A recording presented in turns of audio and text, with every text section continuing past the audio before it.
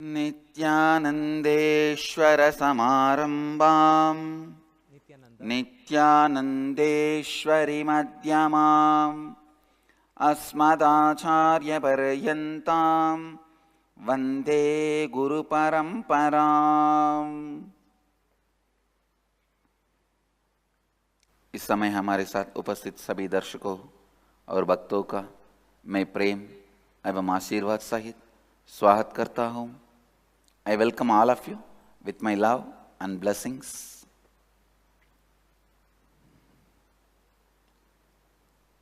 Today's Nitya Satsang subject will be the continuity on completion.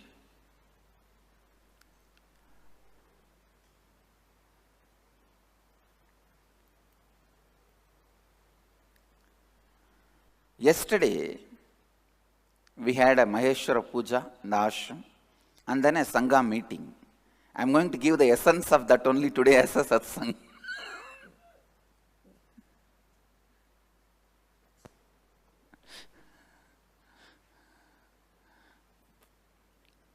And actually, I tell you, now I am so happy that my ashramites meeting, when my sannyasis sit together, they speak such rich things.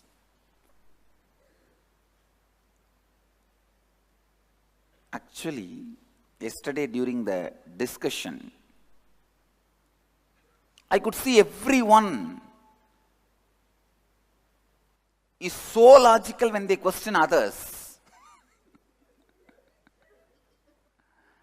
And when they enrich others, they are so logical.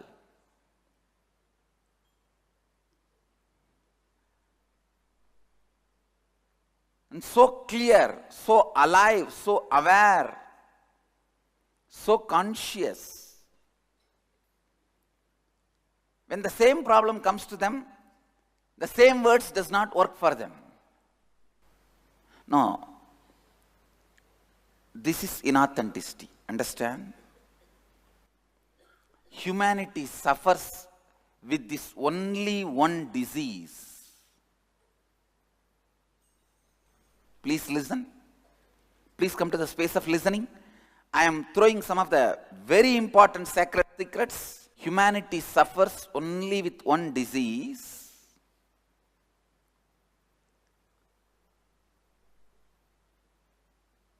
Wrong association. Dussanga.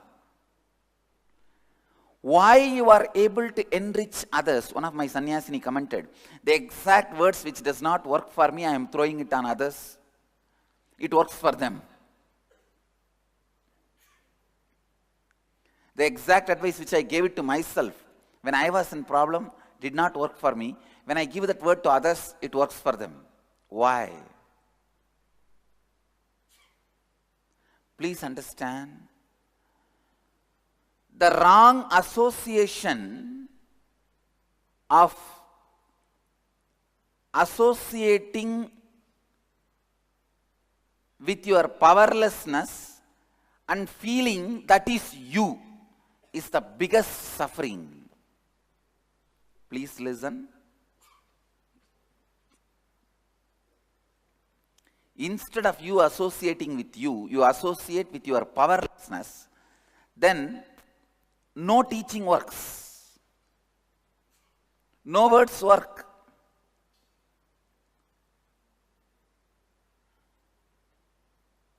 You are on the wrong side. You are on the wrong side. When you are on the wrong side, nothing will work. Nothing will work.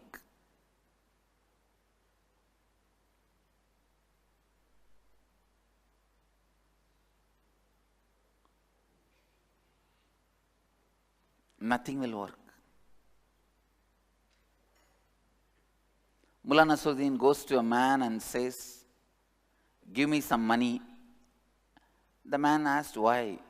He said, I am going to buy an elephant. This guy said, if you have no money to buy elephant, you can't afford to keep an elephant, maintain elephant. That guy immediately says, I came here to get money, not advice. Understand? No advice will work on you as long as you associate yourself with your powerlessness. Listen. Whole humanity suffers with this one disease of powerlessness. Listen intently. The next. These are the very important things.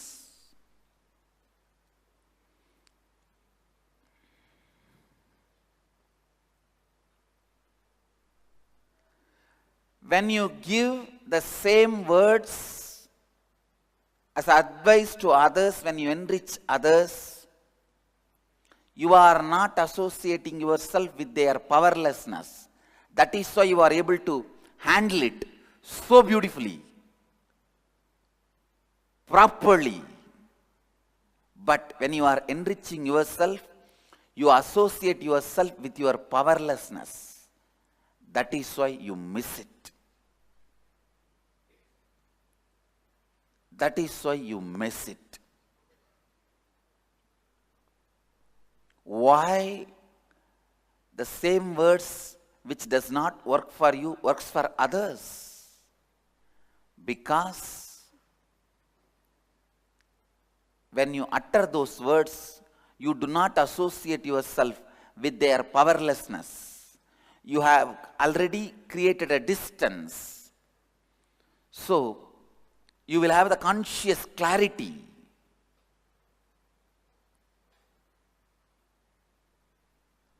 You are not in dussanga.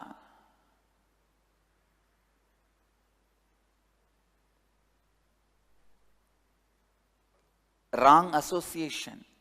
You are not in wrong association. But when the same problem is happening for you, you associate with that powerlessness. That is why the same words does not help you. Please listen.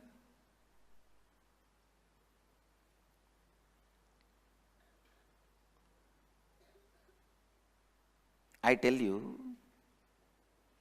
even if you think those words are not working for you, enrich others with those words, you will see, first, it may not work for you. Enrich others, it will work for them. That itself will give you the strength, and next time when you use the same word, you will create a distance between you and your powerlessness. You and your powerlessness. Please understand, you can't afford to celebrate your cute powerlessness. Unfortunately, you think, wow, what is this? So many years, so much of sacrifice I did. I was always powerful. Can't I afford to be just powerless for a few hours? No. You can't say, 100 years I lived, can't I afford to die just for 10 minutes? No. You can't. You can't.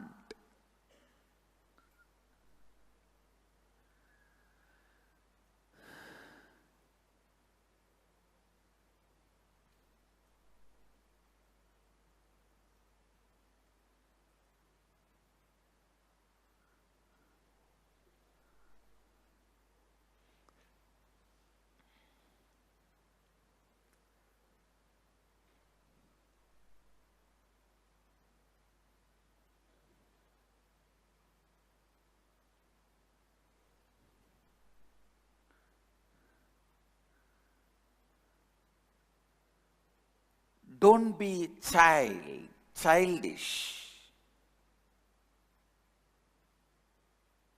I tell you,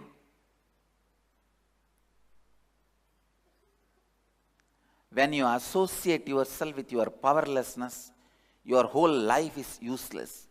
Even if you die for a few minutes, your whole life is over. It's over.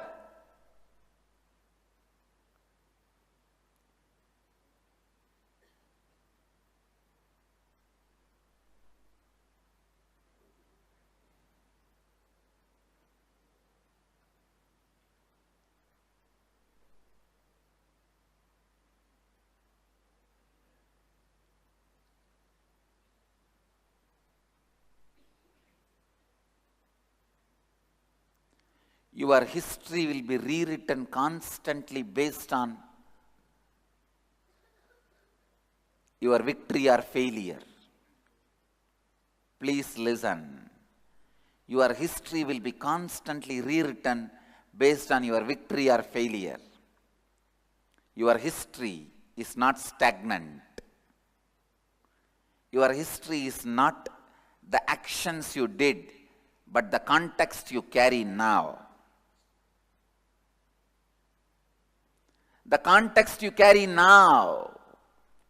If you are successful, for example, the Second World War, if the Hitler has won, the whole history would have been different.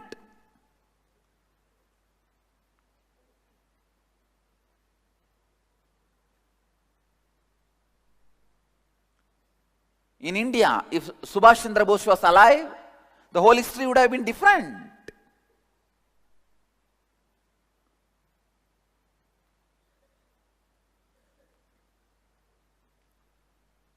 I tell you very clearly, from the Akashic records, it is Subhash Chandra Bose and Balagangadhar Nath, the Tilak, Balagangadhar Tilak. They are responsible for the freedom of the country. It is they who made British shiver.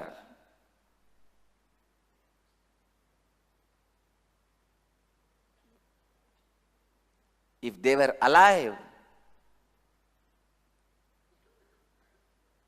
history would have been different. So the context you carry, please listen, I am throwing unconnected different ideas. Listen intensely. In the end, I am going to connect everything and make you understand the ultimate truth.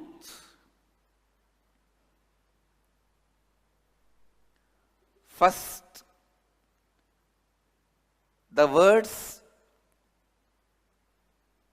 the advice, the teachings with which you are not able to enrich you, you are able to enrich others. How? Why? Because you don't associate with others' powerlessness. Your words works for them. You associate yourself with your powerlessness. That is why the same words does not work for you.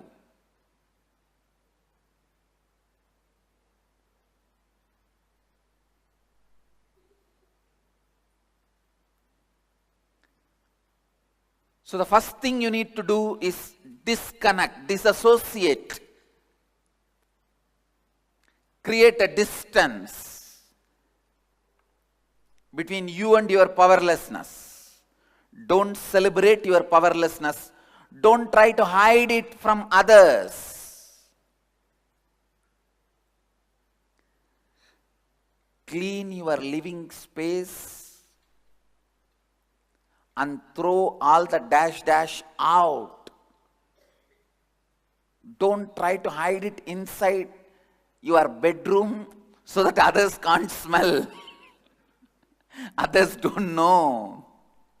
If you are hiding it in your bedroom to keep it away from others, who is going to suffer?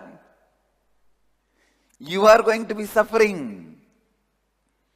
All the fellows who hide their powerlessness from others to save themselves and keep that powerlessness deep inside you are the people who keep all the dash away from others and keep it in their bedroom. Maybe just under the pillow.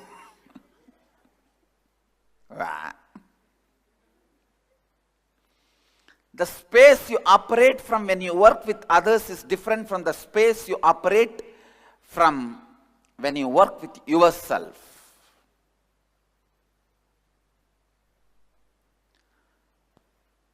So the whole difference is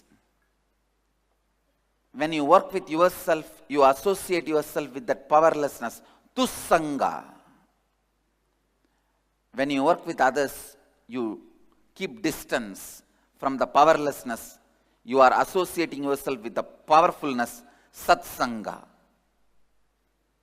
Whether you are in satsanga or dussanga, that's all.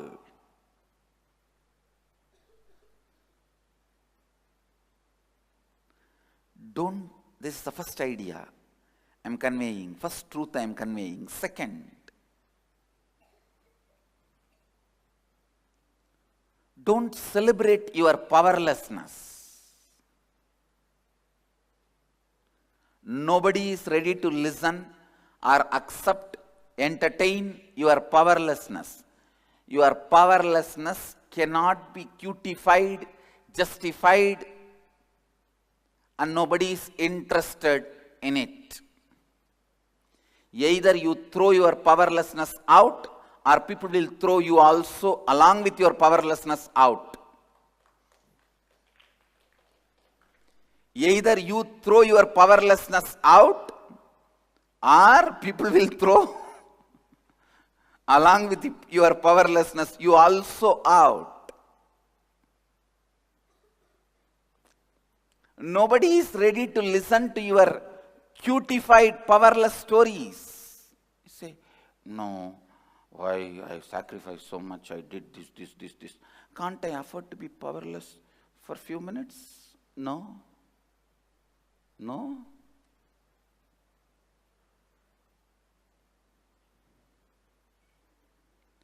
Your brave childhood histories cannot be the reason for you to be powerless now. One guy was bragging about his brave childhood history. See, listen to my childhood history. Everybody was curious. Please tell us. I kicked lion's face. I pulled tiger's tail. I broke cheetah's leg. I threw elephants. Then what happened? Then the toy shop owner kicked me out.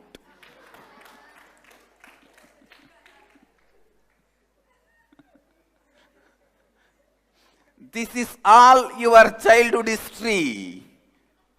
This is all is your history. Understand?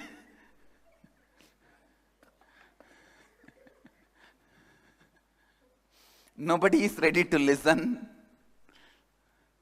Your stories of you kicking the lion's face, pulling the tiger's tail, broke the cheetah's leg, threw elephants.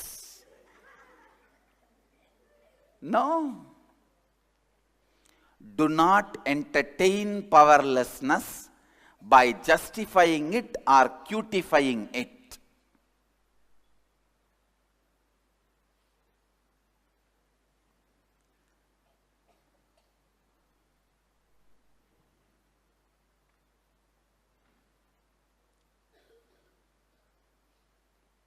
It's a new word I have created, cutifying it.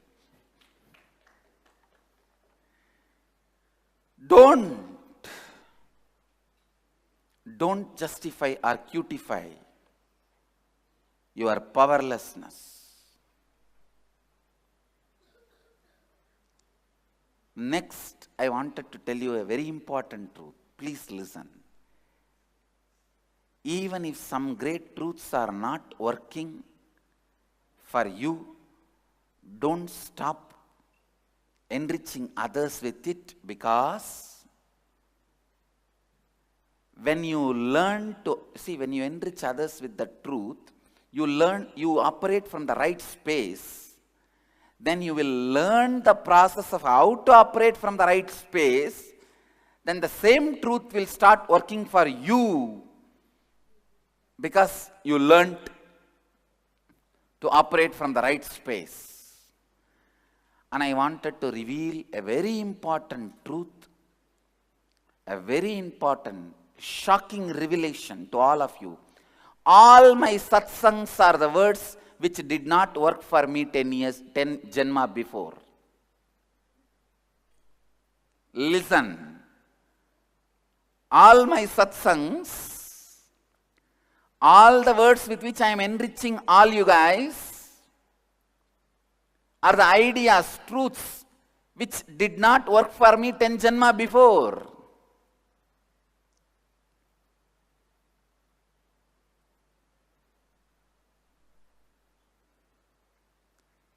Then I learned how to operate from the right context, how not to associate with the powerlessness. Then it started working for me. That's all. That's all.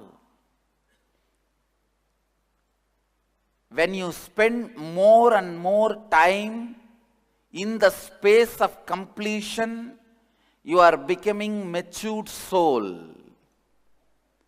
When you spend more and more time in incompletion, you become immature soul. Listen.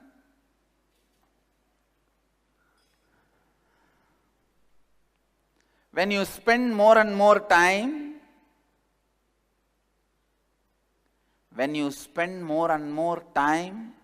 in the space of completion, you become matured soul. When you spend more and more time in powerlessness and incompletion, you become immature. I tell you, when you spend time in incompletion, no one can expect you will stoop so low. Sometimes my disciples are surprised. Swamiji, how can the ex-devotees who lived around you for years can stoop so low? Please understand, when you entertain powerlessness, associate yourself with the powerlessness. Powerlessness is so powerful in destroying you.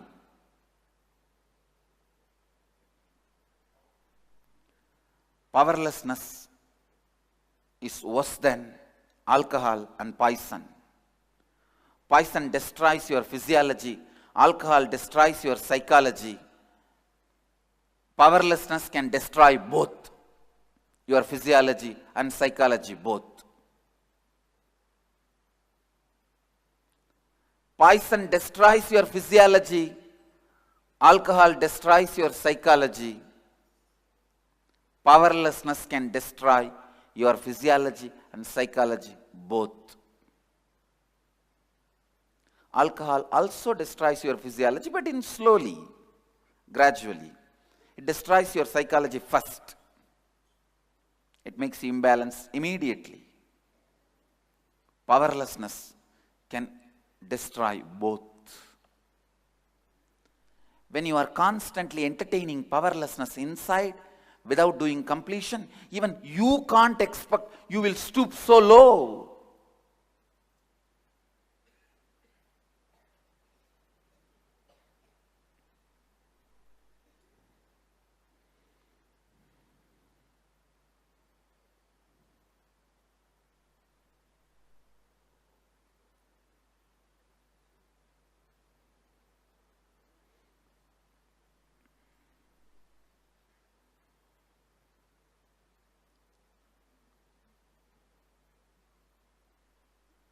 If you entertain powerfulness, if you complete same way, the completion will raise you so quickly.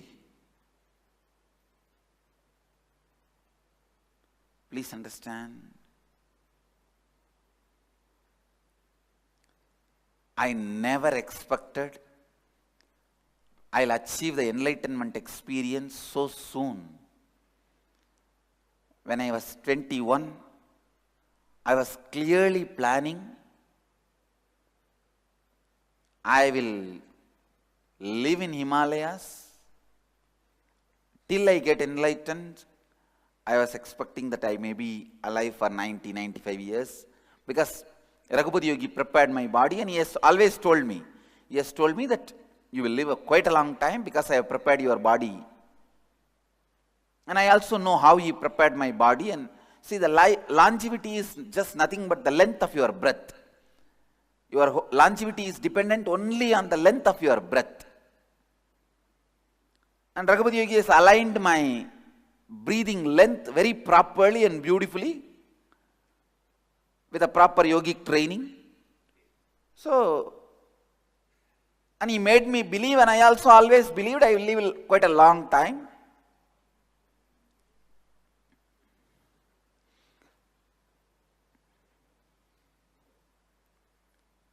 And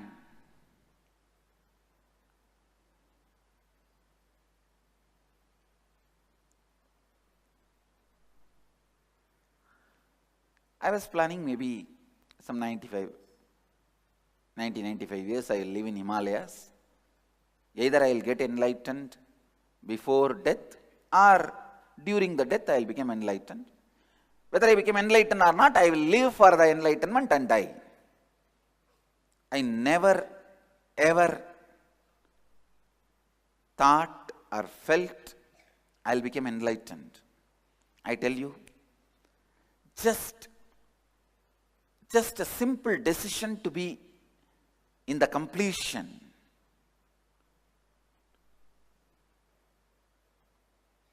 has opened such ultimate experience in me. Please understand, even few minutes if you decide to be in incompletion, it can put you in a space you will stoop so low. All the janmas of spiritual achievement will be destroyed. And same way, even if you decide to be in the space of completion and powerfulness for few minutes, it can open up new consciousness for you. The powerfulness and powerlessness, completion and incompletion does not work logically, it works miraculously. When you allow incompletion, you can't say, oh, I allowed incompletion only for 3 minutes. How can my 30 years of spiritual practice be destroyed? That is the way life is. You can't say, only 1 drop poison. How can the 1 liter milk can become poison? Same way. 1 minute deciding to be complete.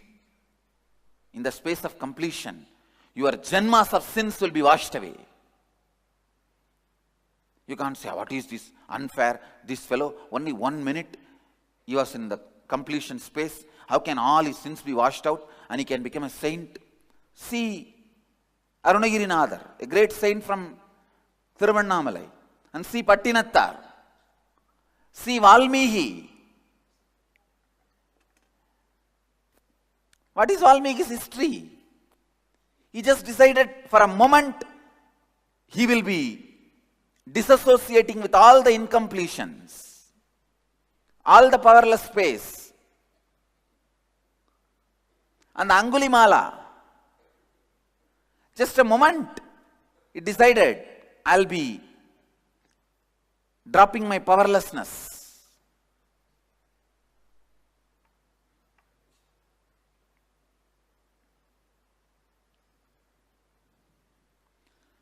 So the science of completion, please understand how completion and incompletion works. How powerfulness and powerlessness works. How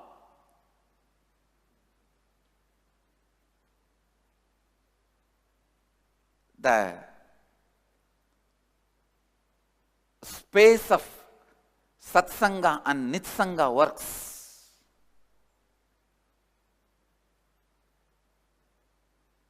And I wanted to remind all of you, all the words with which I am enriching you guys did not work for me 10 janma before. But I did not stop. I continued to create right context.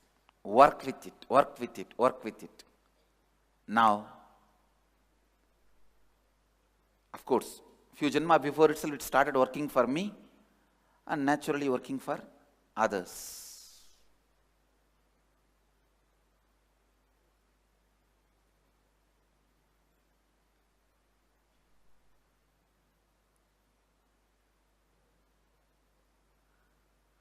Continue to enrich others.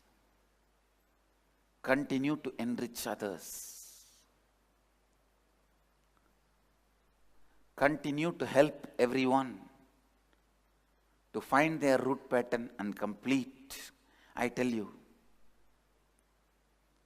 especially with this context of the science of root pattern completion, any philosophy I study, whether it is Shaivism, Vaishnavism, any philosophy I study, I see the essence is this science of completion, Purnatva.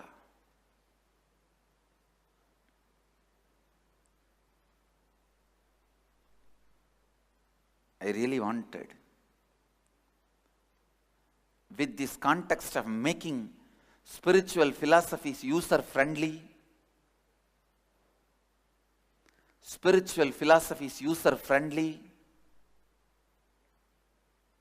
please listen, making the spiritual philosophies user-friendly, we should create universities. Oh Veda Mata, I commit with you, with my integrity, authenticity, responsibility and enriching, I'll establish universities for Advaita, Kashmiri Saivism, Saiva Siddhanta of Tamil Nadu, Lagulisas, Shaivism and Vaishnavism, Dvaita and Visishtadvaita philosophies of Ramanuja and Madhva. Surely, because all these philosophies should be made user-friendly, directly useful from the context of completion and the science of completion.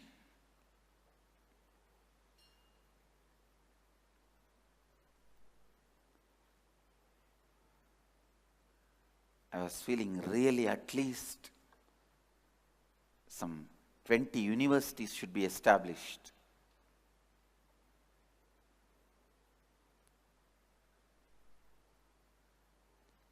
University of Saiva Siddhanta in Madurai and Kashmiri Saivism in Delhi, because in Kashmir now you cannot run. It is no more place where Hindus can live, at least in Delhi, University for Kashmiri Saivism, and in Baroda, University for Lagulishas Shaivism, and Biddi will have University for Basavanna's Shaivism, Lingayat Shaivism, and my contribution.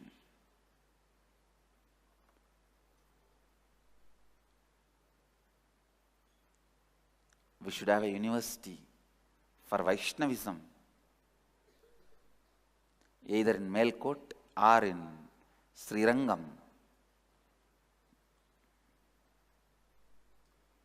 At least 20 universities for each of those philosophies, with the context of user-friendly, making it user-friendly. Please understand, that should be the context, with the context of making it user-friendly. Just through few visuals and PowerPoint presentations, these principles and philosophies can be beautifully presented.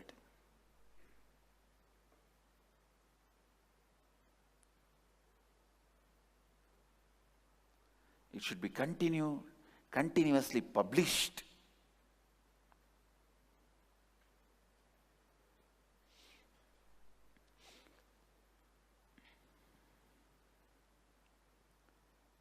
University for Nyaya, Sankhya, Vaiseshika, Advaita should be established in Haridwar. University for Shakta in Kamakhya. I'll do it. I commit with Veda Mata.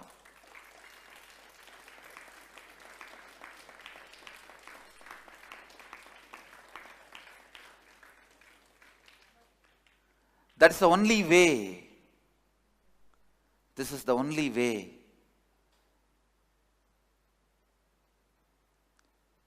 we can awaken the world.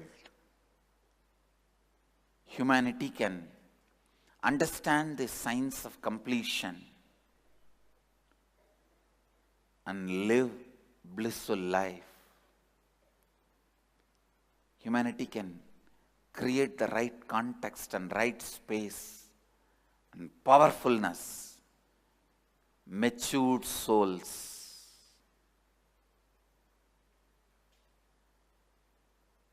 To live.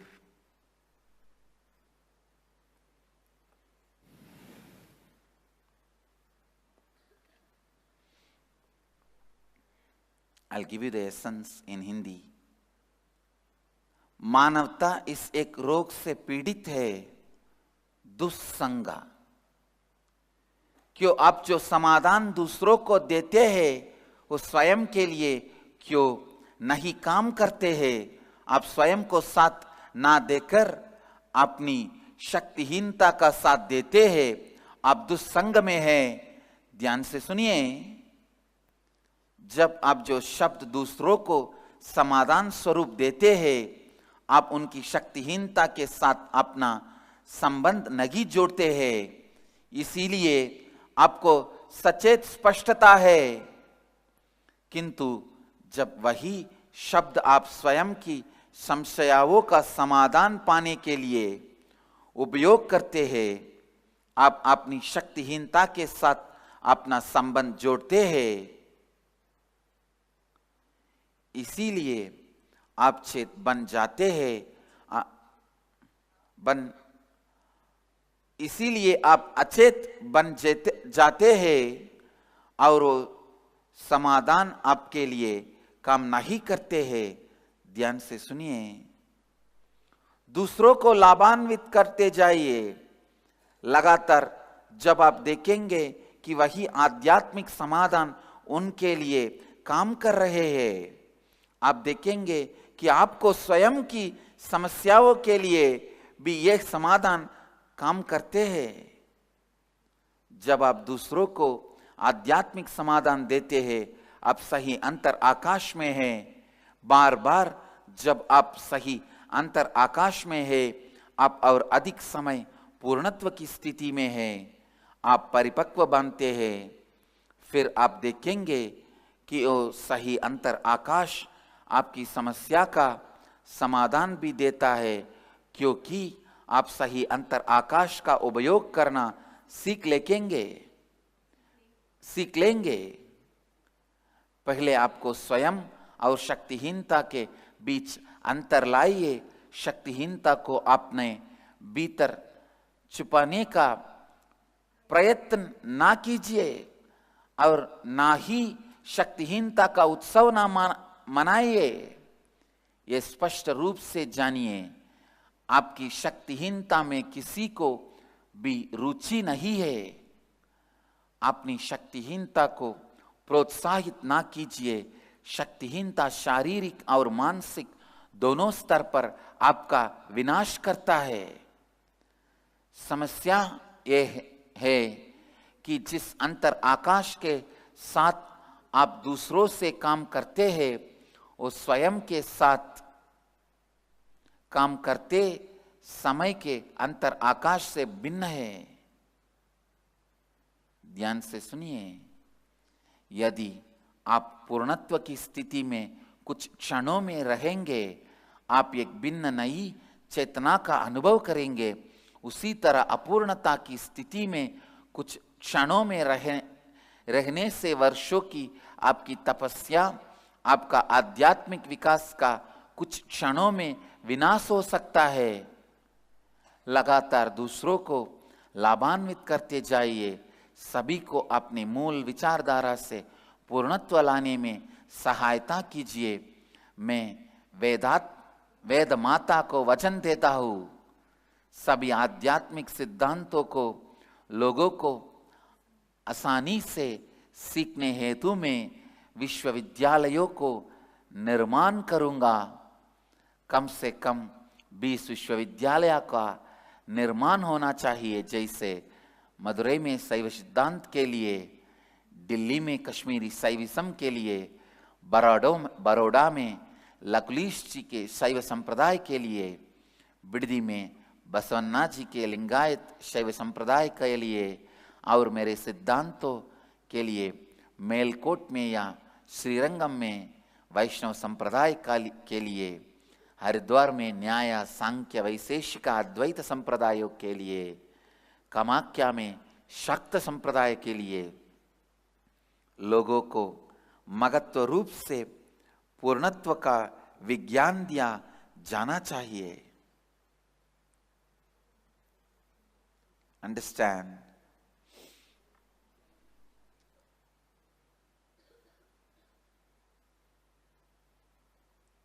The essence of today's satsang, the space of completion or incompletion does not work horizontally, logically. It works vertically.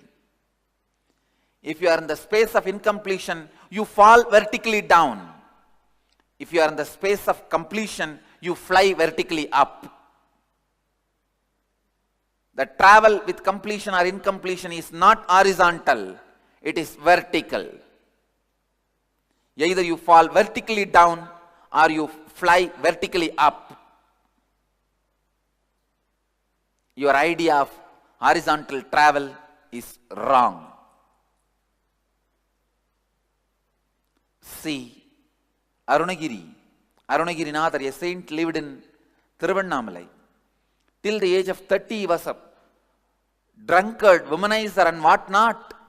One moment he decided to be complete, the space of completion, the whole shift. He became saint. Patinathar, one moment he decided to be complete and he became saint. Valmiki, one moment decided to be complete, became saint. Tulsidas himself, one moment decided to be in the space of completion, became saint. Same way, there are millions of stories where people decided to be in completion only for a moment and became sinners. I can give you the big list. Hridayaram Chattopadhyaya in Ramakrishna's story served Ramakrishna so sincerely for almost 20 years. Only one moment he decided to be in the space of incompletion due to his anger and collapsed, disappeared from Ramakrishna's life with a big curse from Ramakrishna and became a worst sinner. The way he died, the way he suffered in depression, unimaginable. One Perumal Swami in Ramana Maharishi's life served Ramana Maharshi so much, just decided to be in the space of incompletion for a moment, vertically fell down. And Sheila in Osho's life. In my life, you know many names.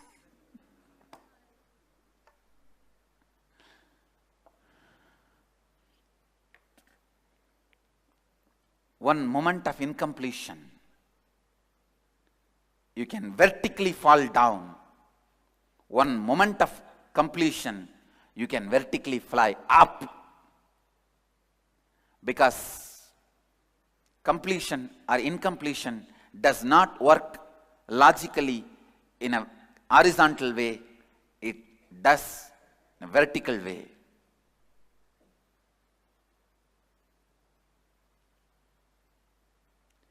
आज के सत्संग का सार है, पूर्णत्व या अपूर्णत्व तार्किक नहीं है, ये ऊर्ध्वधार सत्य है।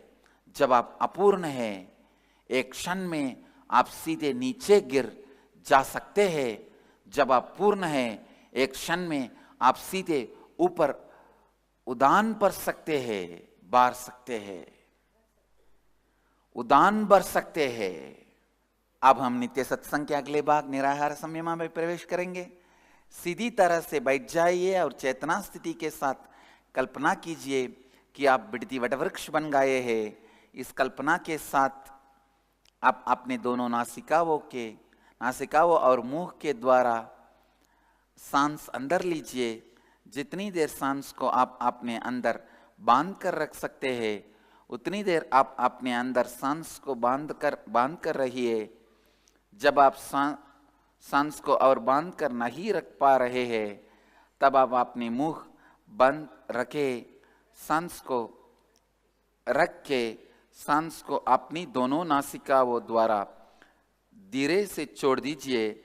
अब मैं अपनी पूरे संपूर्ण श्रद्धा, उत्तरदायित्व और लाभान्वित करने के 4 तत्वों के साथ आशीर्वाद देता हूं कि आप सबकी कुंडलिनी शक्ति जागृत हो जाए और सब अपनी जीव ऊर्जा को सीधे आकाश और वायु से उत्पन्न करे। अब क्रिया आरंभ कीजिए और इस क्रिया को लगातार 21 मिनट तक कीजिए। With this, I'll move to the Nirahara Samyama. Please sit straight. Close your eyes. Cognize you have become Biddi Kalpavriksha. With this, inhale through both the nostrils and mouth simultaneously. Hold as long as you can. Exhale only through both the nostrils as slowly as possible. Do this for next 21 minutes. With my integrity, authenticity, responsibility and enriching, I bless you all. Let you all experience Kundalini awakening and live health, bliss and enlightenment by producing the energy directly from space. Namah Shivaya.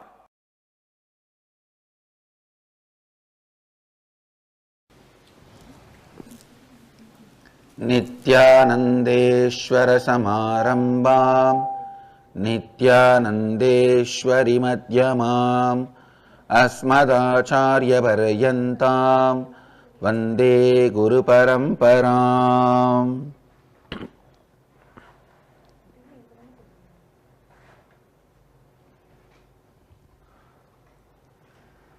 इस समय हमारे साथ उपस्थित सभी दर्शकों और भक्तों का मैं प्रेम एवं आशीर्वाद सहित स्वागत करता हूँ। I welcome all the disciples, devotees, samajis, satsangis, Srimahans, Mahans, Kotaris, Tanedars who are sitting with us all over the world at this time through Nithyananda TV, Lotus News Channel, Sadhana TV, Janashri TV, Ishwar TV and through two-way video conferencing, having Nayanadiksha in many cities, in many countries around the world. The city is sitting with us through two-way video conferencing, having Nayanadiksha, Santa Fe, New Mexico, Houston, Kalahasti, Hyderabad, Guptakashi, Calgary, Amarnath, Hosur, Dhyanapitham, Dubai, Vaidyanatham, Indrani, New Jersey, Huatulco, Mexico, Paris, Home Temple, High Point, North Carolina, Bogota, Colombia, San Jose, Madurai, Seattle Chidambaram, Dhyanapet Adi Nithyananda Dhyanapetham Avattipalayam, San Antonio, Texas, Bangalore North, Bangalore Malleshwaram, Austin, Bogota, Colombia, Nithyananda Nagaramu, Hyderabad, Los Angeles, Arunachalam, Toronto, Kailasam, Toronto, Canada, Ohio, Prayag, Guadalupe, Rameshwaram, St. Louis, Tirumala, Singapore, Singapuram, Nithyananda Nagara, Bididi, Oklahoma, Somanatham, Tiruvanmiyur, Chennai, Ohio, Ma Shivananda, Charlotte, Sri Sailam, Oman, Sivagangai, Tune Moon, Hong Kong, Doncaster, UK, Pobrad, Slovakia, Kulim, Tiruttani, Nithyananda Nagar, Thiruvannamalai, Hollywood. So I welcome all of you with my love and blessings. आज होली का पवित्र पर्व है।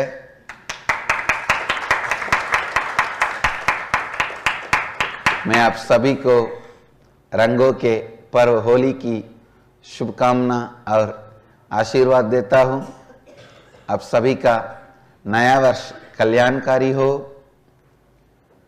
So let this Holi be auspicious for all of you and all of us. Let this Holi give auspiciousness for all of us. Let the Vishnu's grace be on all of us on this auspicious day of Holi. This is one of the most important spiritual celebration in Hindu tradition. This day is celebrated in Shaivism, Shakta and Vaishnavism, all three traditions. In Vaishnava tradition, this is celebrated as the day Radha and Gopikas united with Krishna in Rasa Leela and gave them the experience of Sahasrara, means all of them had their Sahasrara chakra blossomed and experienced enlightenment. Each Gopika has experienced his own Krishna, means realizing your soul, Krishna in your soul. Such a day of spiritual ecstasy. And today is the day Gauranga, the great Chaitanya Mahaprabhu, appeared on the planet Earth. His appearance day, Chaitanya Jayanti. And in all the Shaiva Agamas, today is celebrated as the Shiva and Devi's marriage. Shiva and Devi's marriage is celebrated, and today, because we are following the Meenakshi temple tradition, we are doing it on next Purnima, Chitra Purnami. But all the Shiva temples, even in Tiruvannamalai, today is the Devi's marriage, Shiva's marriage. Shiva and Devi's marriage. And in Shakta tradition, today is the day Mahadeva initiated the Sri Vidya Tantra, the great mantra to achieve Devi's space, was initiated by Mahadeva directly to all the Sanaka Sanatana, Sanat Kumara, all the rishis today. So the Shakta Sampradaya celebrates today as the day their Sampradaya originated. So in Vaishnavism, they celebrate as Ras Purnima, the day Krishna and Radha united, doing the Ras Leela, and today is also a day celebration after the Holika was burnt. Holika is a demon, the sister of Hiranyaksha. She had a boon that her body will not be burnt. When Hiranyaksha and Hiranyakashipu were trying to kill Prahlada, she offers her help. She says, I have a boon,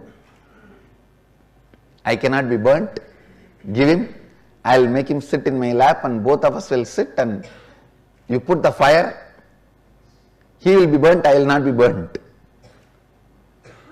Never ever play with devotees thinking you have some powers. And after they put the fire, suddenly they saw this lady is burning, but Prahlada is not burning. Please understand, the moral of the story is never ever fight with the devotees thinking you have some special powers. Thinking you have some powers, and finally Holika got burnt, Prahlada was untouched. That is celebrated on this auspicious day. Actually, the burning of the Holika happens yesterday night, and today is the celebration. So I bless everyone this day. Let it bring all the auspiciousness to all of us. The moral of the story is, you can't destroy a spiritual being. Second, even if you think you have a protection cover, that will be burnt. If you try to destroy any spiritual being. I'll move to today's satsang. Please understand. Today I wanted to expand on some of the sacred secrets about creating a space. Please understand that creating a space for what you want and making it as a reality has to be done every day as a spiritual practice. Don't stop doing it because you are not successful once or twice. Basically, you always have fear about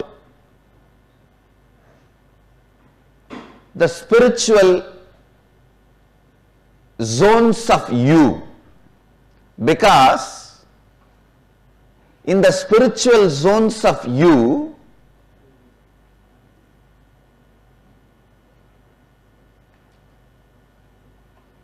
naturally your higher self will become active.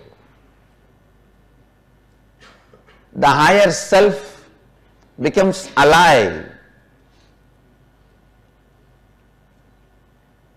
It is unfortunate the human beings does not enjoy the higher self for various reasons. You have various payoff, cost, hidden costs, hidden payoffs. Some people may not want to be always in their higher self just so that they can live a lazy life. No, really.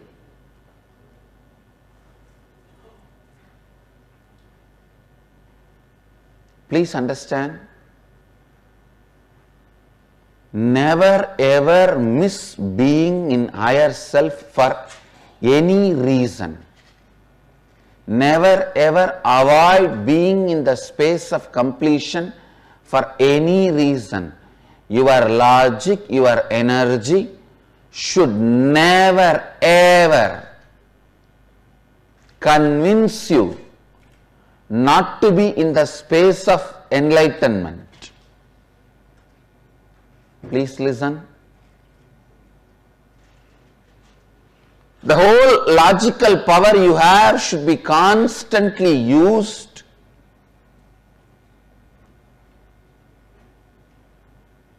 to remind you, convince you, inspire you, impress you towards the Advaitic space. Few days before we were having teamily dinner. Again, this is a new word by me.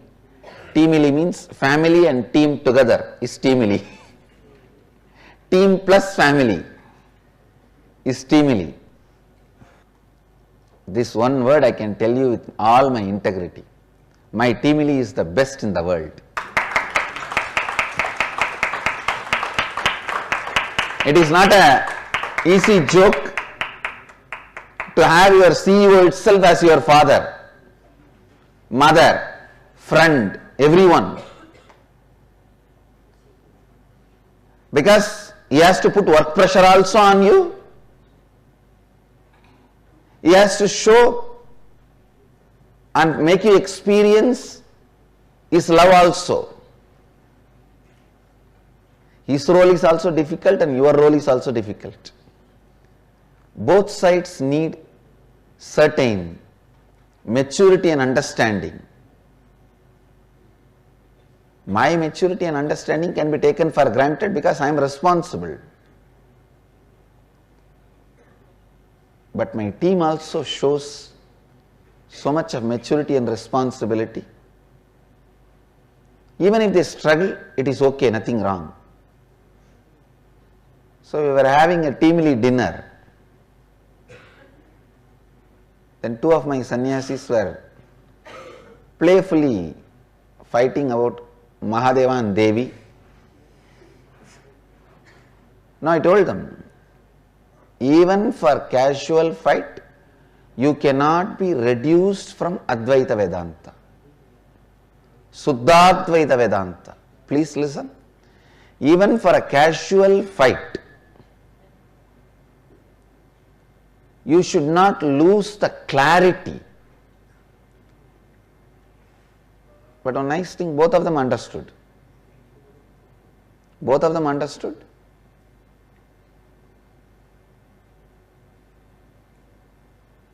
The original substance is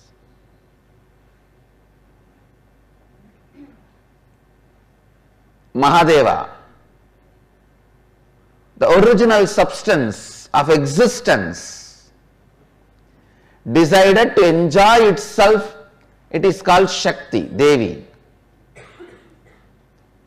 So both are one and the same to its core. There is nothing to fight between these two. So understand, moral of this whole incident, even in a playful way, you cannot miss the experience of Advaita. I tell you, whether it is a playful dialogue or debate or a violent war, the moment you miss the space of Advaita, you are defeated. If Arjuna has gone into the war with the mood of Karna or Duryodhana or Bhishma or Drona, simply would have lost it. But Arjuna went with the space of Advaita because of Krishna's initiation. He won the game and came back.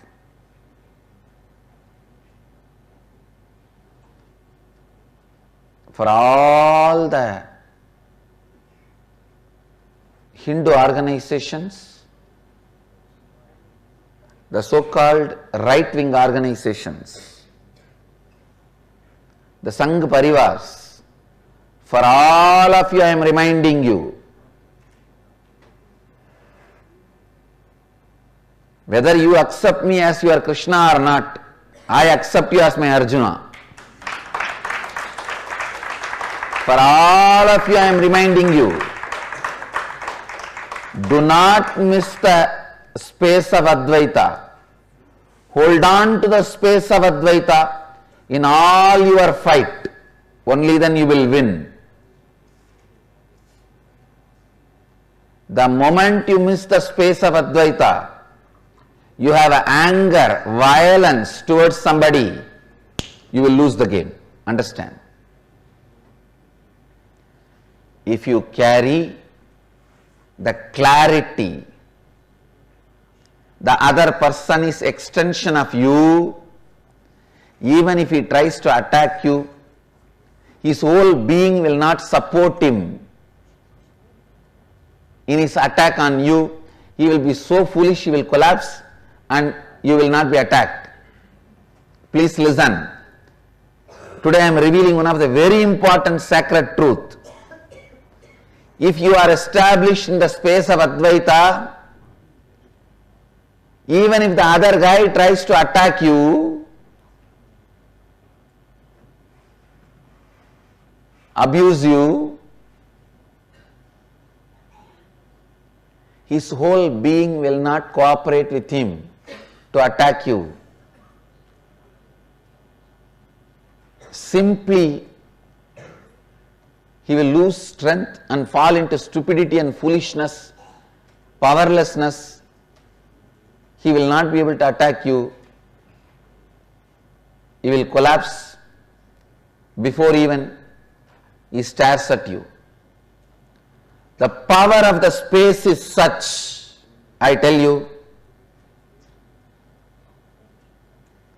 learn this science, practice this science, master this science, even if you have failed earlier. Understand? All the right-wing organizations, Sangh Parivar, all of you, please take this as my message. Hold on to the space of Advaita. I have a question here by Jnanatma. Can Swamiji define what is the space of Advaita? Means there are some ultimate truths. Everyone is extension of you.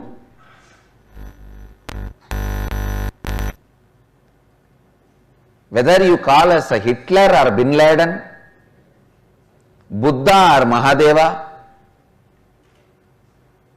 please understand, Hitler or Bin Laden, Buddha or Mahadeva, Krishna or Kali, everyone is extension of you. You should be very clear why somebody is Buddha, somebody is Bin Laden. Let me make it very plain and simple, straight. So now you need to know which part of you is paining you, which part of you which is making you hate somebody. You should address that part and complete it. By completing with that part, you make the other person powerless. If he still holds on to the violence, please listen.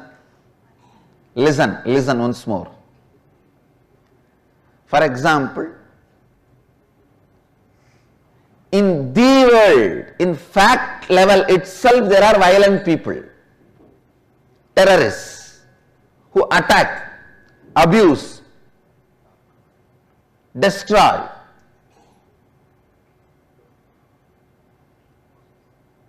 I am not saying what they are doing is right, but before you start defending you, before you start attacking back, your incompletion towards them, the my world's incompletion, complete it.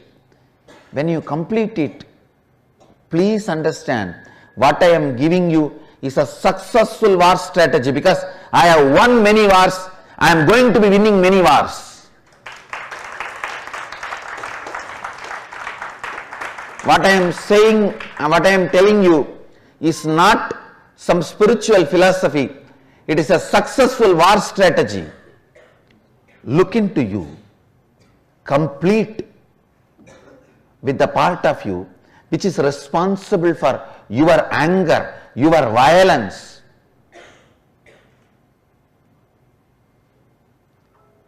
Complete with that. You will see that guy, the world terrorist, loses all his power. He will become powerless. You entertaining anger towards him, which is in the my world, keeps his violence active and alive. The moment you complete with this, your enemy will no more be lion, he will become a rat. You just need a little rat poison. You don't need a gun and AK-47. Make the enemy powerless by making your enmity powerless. Understand?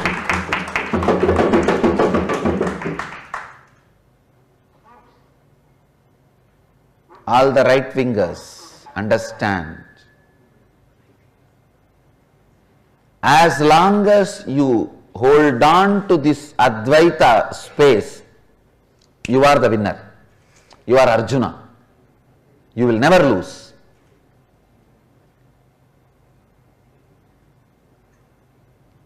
Know very clearly,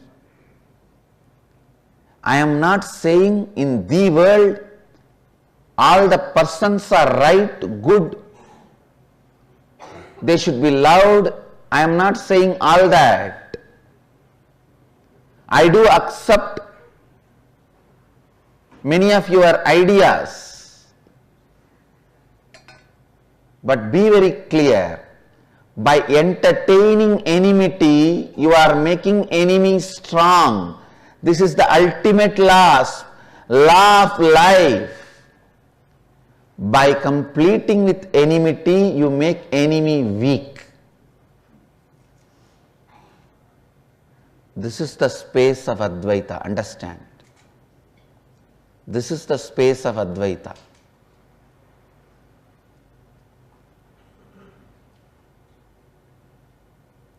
When the right wing lost the space of Advaita, they lost the right wing of theirs.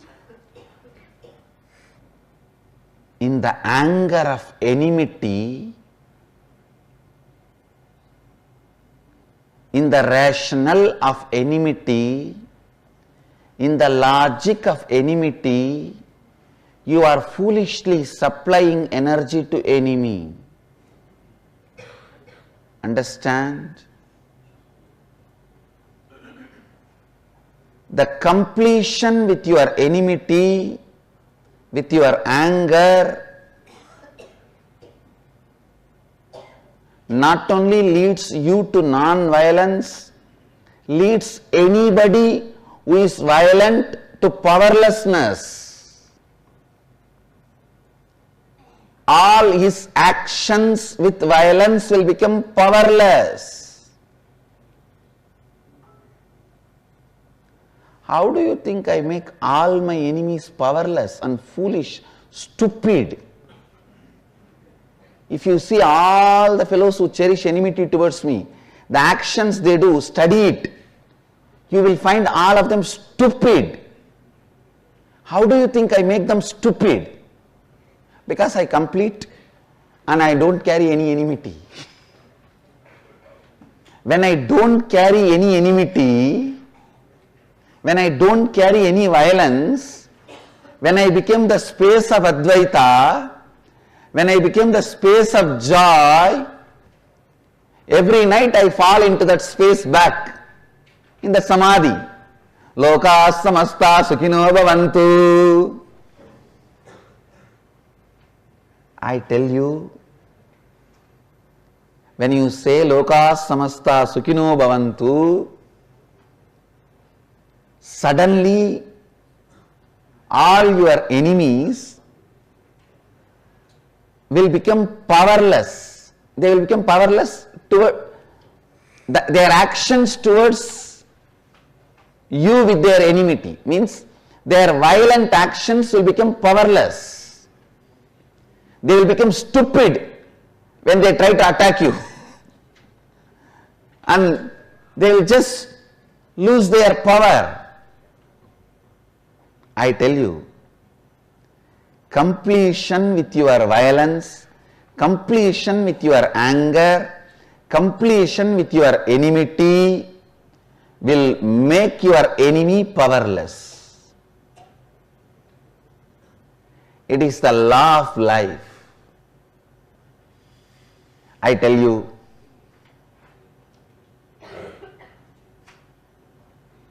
I have already established I am one of the incarnation who have fought maximum number of wars, different technical wars.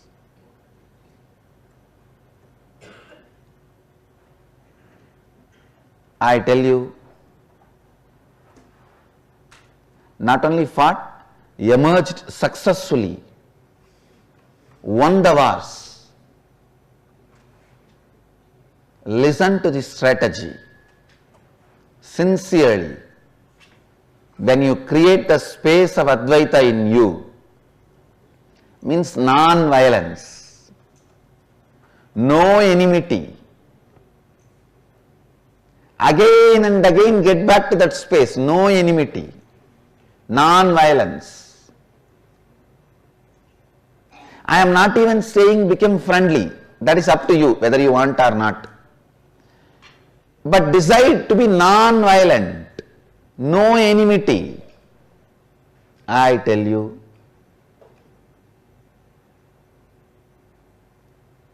the moment you complete with your enmity and drop it, your enemy will suddenly lose power. The cosmos will not support him anymore. The person who is not supported by the cosmos is like a fan which is not supported with electricity, power.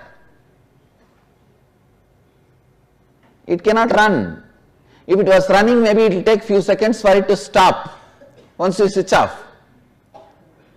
But not more than that. So understand, inside you, let there not be violence, let there not be enmity, let there be clear space of Advaita, let there be clear understanding of Advaita. Krishna's strategy still works. Krishna's Gita has no expiry date. His strategy, no violence, no enmity. I tell you, the moment you remove enmity from your being and complete with it, one, the other fellow will lose the power. Second, that fellow will become so stupid, you may not even need weapon to destroy him. That is why Krishna never took any weapon in his hand. Make him stupid. After that, if he carries violence, he will destroy himself. If he becomes non-violent, then he is going to naturally live happily, that's all. this satsang should be named as how to make your enemy stupid. The strategy to make your enemy stupid and powerless. I tell you, everywhere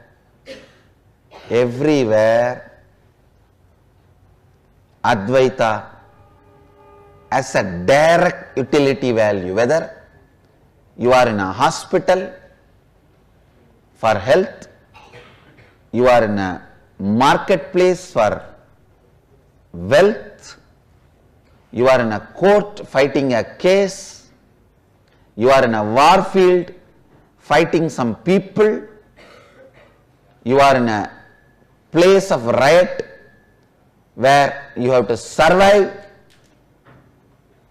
you are facing the survival threat.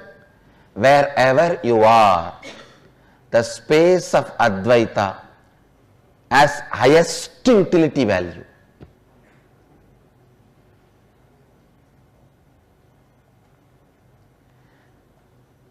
Just be brutally fanatic and practice Advaita. I am telling you. Whether you logically know the values of it, the side effects of it, or you need to take a little more time to learn the side effects of it, after effects of it, start practicing Advaita, the space of Advaita. I tell you, it will be amazing Kalpataru, giving constantly what you want, and amazing protection by making all your enemies stupid. The space of Advaita is neither difficult nor easy, it is just a fact. Sun rises in the morning in the east. It is neither difficult nor easy. Fact. You design your life based on this. If you are anxious to have the sun early, he is not going to come night 3 o'clock. If you are afraid if he comes, what will happen? He is not going to delay it by noon 11 o'clock. He is neither going to change the direction nor going to change his timing. So don't try to argue it is difficult or easy, it is fact. Be a man. Be mature to see the fact. You are arguing, oh, how can sun do this to me? Morning if he arises in the east, what will happen to me? I have built my house keeping in the west, window in the west. If you argue, you look childish. If you say, no, if he rises in the east, my window is in the west, how will I know sun has risen? How will I wake up? What is this? Sun has no compassion, he is very difficult to handle. Sun is the most difficult person in the life I have seen. This logic may be good for children, may be nice joke, but not good for real life. Not good for real life. Not a right strategy for real life. If you are arguing with Advaita, it is difficult or easy, you are doing the same foolishness of arguing whether sunrise in the morning is difficulty for you or good for you. Whether it is difficulty for you or good for you, it is a fact. Start learning to live with it. Move your window from west to east.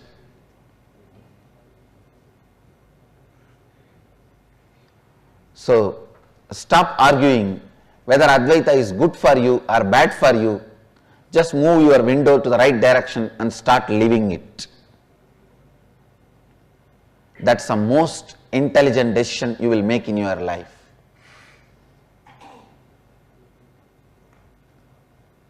By cherishing enmity, you will make yourself weak and make your enemy strong.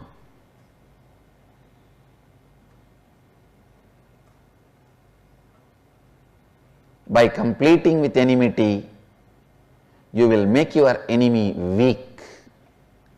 And after that, you don't need to destroy him. And even if you destroy, you won't have sin.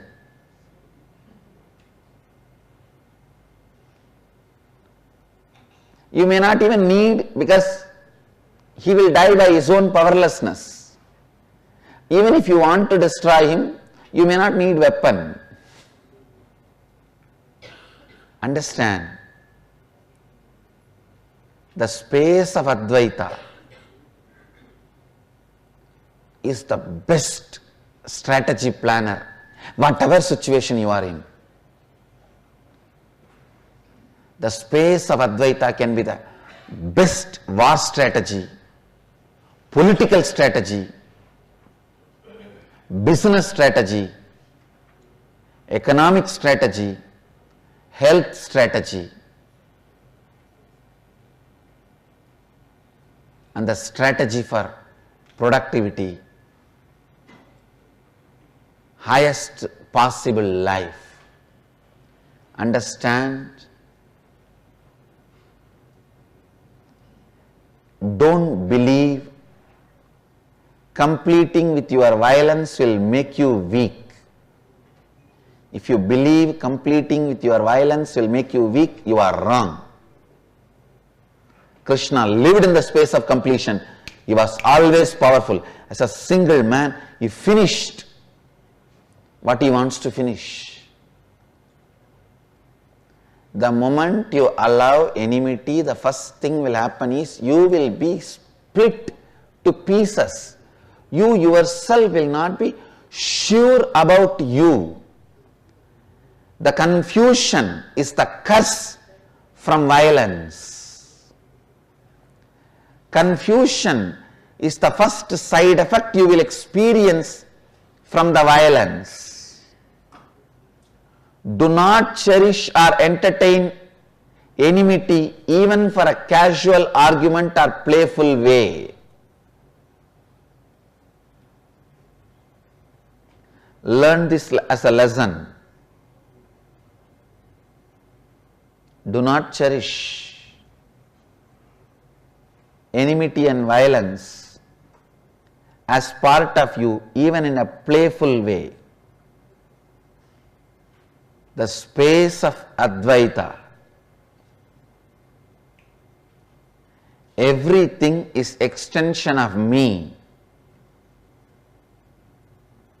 Whatever I want is already part of me, is Kalpataru. Sudarshana means right vision. What is the right vision? By not carrying enmity inside you, making your enemy weak. That is what is power of Krishna. Sudarshana Chakra is right vision, is his strength. Disown enmity from your being. Disown anger from your being. All your confusion will be burned. You will become sure about you. Whoever lives in the space of Advaita, even when you are directly facing your own death, is liberated. The moment you fall into Dvandva, your life is gone. You are gone, your life is gone. whole thing is waste. Whether you are fighting with a disease, fighting with a pattern, fighting with poverty, fighting with disturbed relationships, fighting with terrorists, fighting with society, fighting with anything, keep Advaita, the space of Advaita, as a strategy for your life. The right wing will have a right wing if they start living the space of Advaita.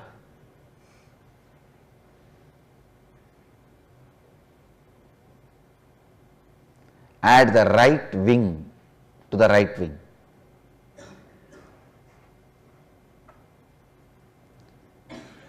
Whether it is a right wing intellectual or right wing activist, learn the space of Advaita, operate from that, the secret chamber of your heart, be filled with the strategy of Advaita, the space of Advaita. Do not be hypocritical with Advaita, because it is fact. As I said, you arguing, no, this sun rising in the morning in the east is going to be that, such a difficulty. No. Can something be done about it? No, it is wrong, illogical, illegal, immoral, adharmic, very difficult. It is not going to change anything. Are you saying, what a great sun, he rises in the morning properly in the east, I think you should make it little early, you should do it by night 12:30, 1 o'clock. He is not going to come ahead because you praise and support. He is not going to come delayed because you are angry and arguing and not accepting. It is simple fact. Advaita is a simple fact. Anybody who is intelligent can create that space in you and make it as a strategy in every part of your life.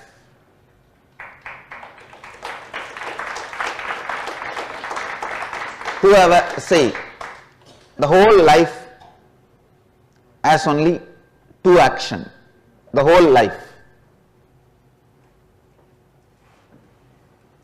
Please understand. Whole life only has two actions.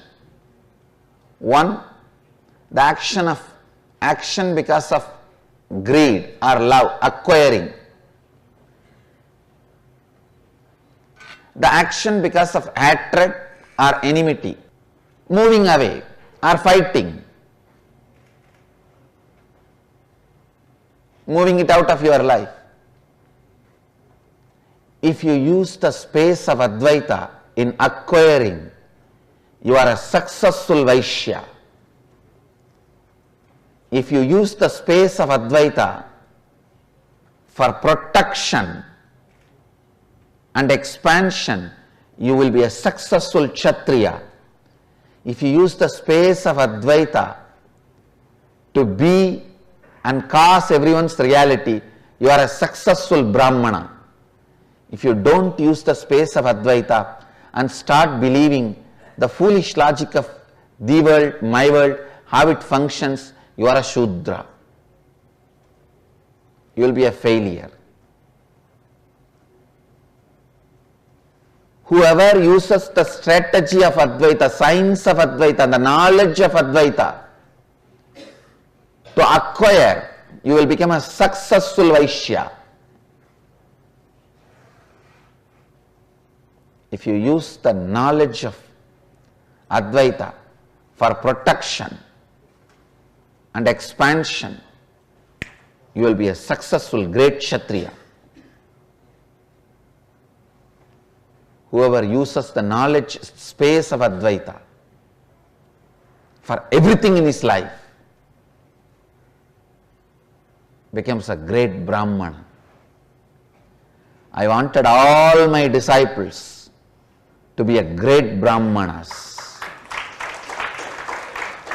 Whether you have a headache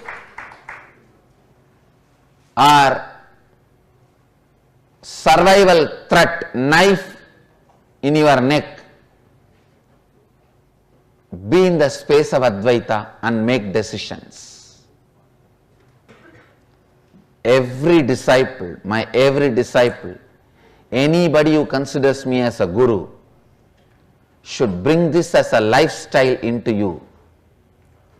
Whether it is an ordinary simple headache or the knife in your throat, gun in your forehead, you should make decisions only from the space of Advaita, because that is the fact. For all the devotees, it is my request.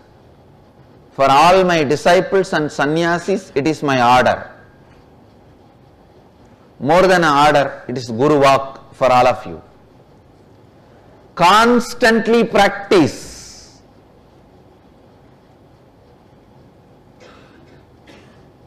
To make decision always from the space of Advaita. Anandeshwari Samarambam Nithyanandeshwari Madhyamam Asmadacharya Paryantam Vande Guru Paramparam.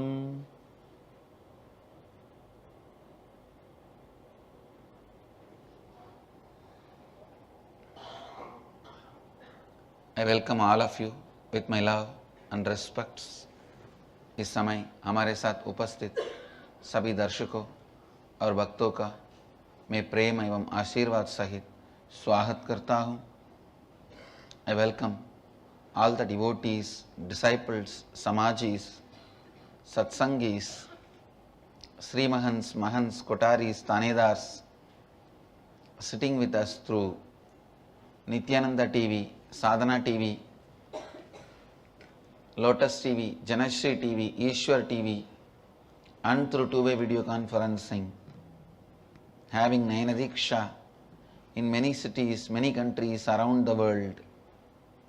The cities sitting with us through two-way video conferencing, having Nayanadiksha, Dakota Dunes, Houston Kalahasti, Chicago Srirangam, Hyderabad Guptakashi, San Jose Madurai, High Point North Carolina, Nithyananda Nagaramu Hyderabad, Nithyananda Nagara Bidadi, Jenkintown Pennsylvania, London Kashi, Bangalore North, Dubai Vaidyanatham, Jorpati Nepal, Seramban Shivagashi, Pidadishwari's Training Center Salem, Jorpati Nepal, San Jose Madurai, High Point North Carolina, Nithyanandeshwara Hindu Temple Charlotte, Seattle Chidambaram Guadalupe Rameshwaram Ohio Ma Shivananda, Singapore Singapuram Los Angeles Arunachalam, Ohio Prayag, Vancouver Bhubaneswar Toronto Kailasam, Bidadi Nithyananda Nagara Bidadi Oklahoma Somanatham, Guadalajara Mexico, Tiruvanmiyur Chennai Coimbatore Dhyanapeetham, Doncaster UK, Oman Sivagangai, Sungaipattani Padamudircholai, Bangalore North, London Kashi, Jenkintown Pennsylvania, Dubai Vaidyanatham, Pidadishwari's Training Center Salem, Hong Kong. I welcome all of you with my love and blessings. I'll expand on some of the basic truths about living. Means pulling these principles into the life, tuning our strategies with these truths, It is like a journey with the Ganga. Please understand. The moment you are here automatically for the morning satsang, you know inner awakening has started.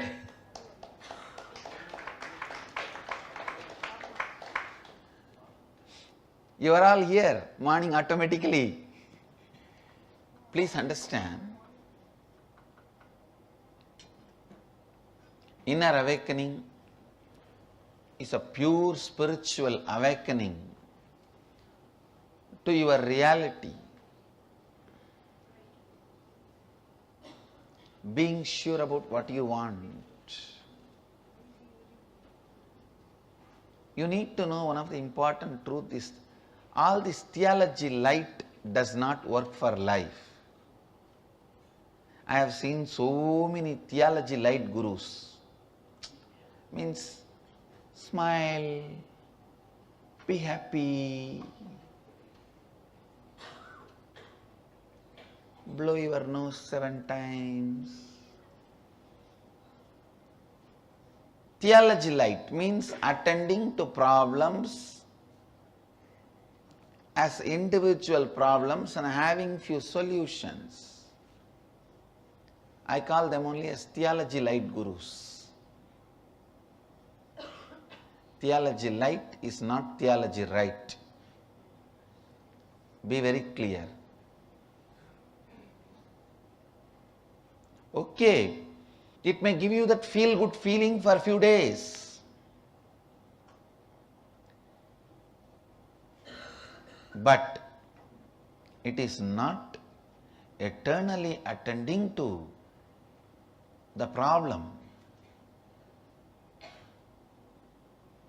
Eternally attending to the life. Please understand. This you have to know.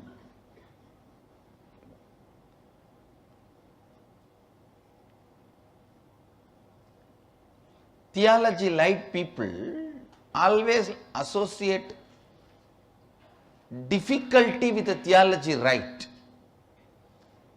Because they never got the theology right. That is why they started living and teaching with the theology light. I tell you, as the guru of theology right who got it, it is not difficult.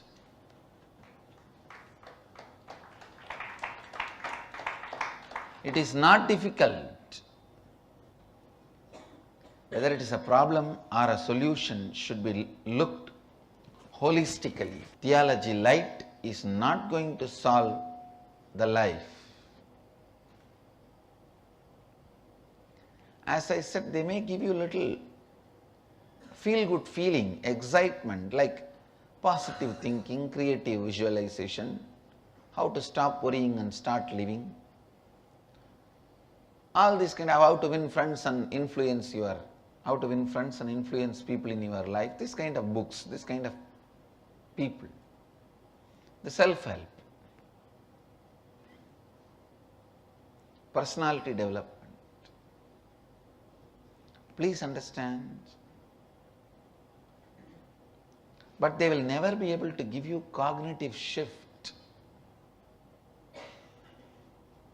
Theology right gives you cognitive shift. Theology light gives you intellectual coating.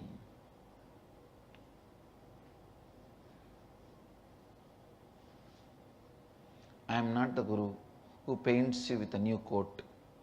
I am the guru who scraps even the base and clean the whole thing. Living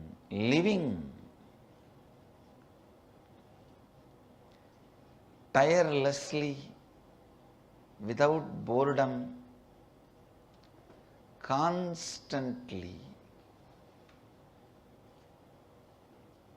Your very thinking should be flowing with authenticity. Your very talking should be flowing with integrity. Your words, internal, external, should be completely in tune with integrity. Your thinking flow should be continuously with authenticity. The way you feel about life should be continuously responsible. You should know very clearly in your feeling, you are the source of everything. With that feeling, you should know you are responsible for everything.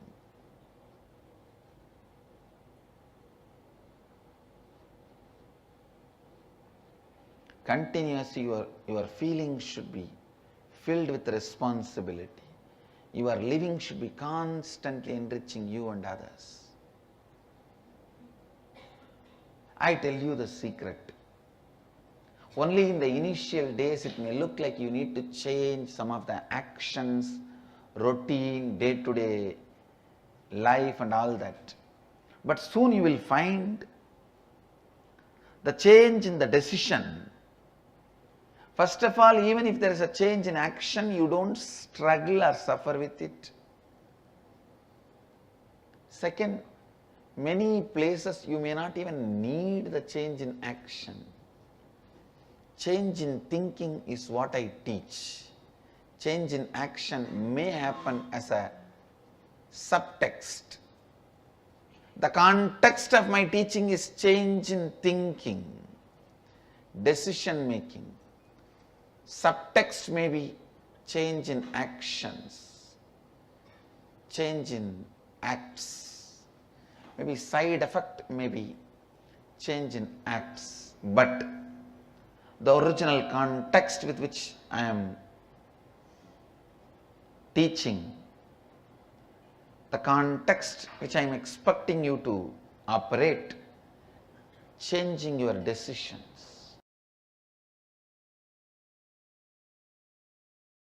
There should not be anything in your life makes you powerless. I run out your whole day, nothing can make you powerless.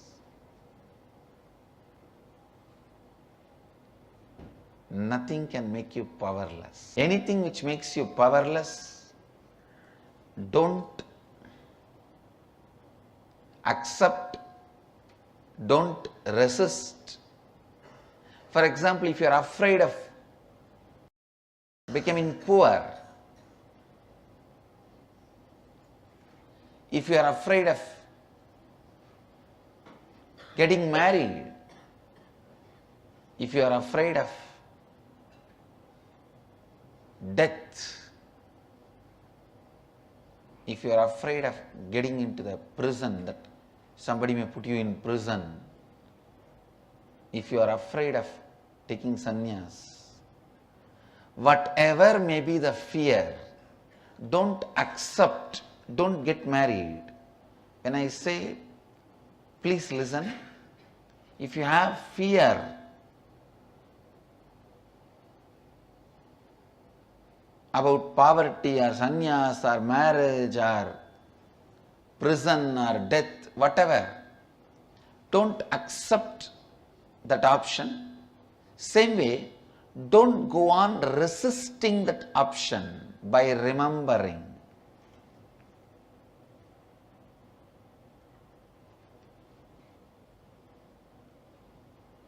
Please understand, by the time you resist, you already visualized which you are resisting, and half of your power has gone to the visualization. You are in the space of powerlessness. From powerlessness, when you resist, be very clear, it is only going to be failure. I have always seen the fellow who resists marriage, before he wakes up, he is married already. The fellow who resists poverty, before he wakes up, he is poor already. The fellow who resists jail, before he wakes up, he is in jail already. The fellow who resists death, before he wakes up, he is dead already. Resists jail, before he wakes up, he is in jail already. Do not resist and do not accept. Please understand, when you have to drop the resistance towards marriage, one part of you always frightens you, then it means you want me to accept marriage? No, nobody tells you to get married. Nobody is ready to marry you, don't worry. It's not that marriage is that easy. And same way, nobody is ready to give sannyas to you, don't worry. It is not that sannyas is that easy. And nobody is ready to put you in jail, don't worry, that is not that easy. So much money, who will spend on your food and taking care of you? And nobody is interested in putting you in poverty, don't worry. Nobody has enough time to conspire and put you in poverty and take away all you have. No, don't worry.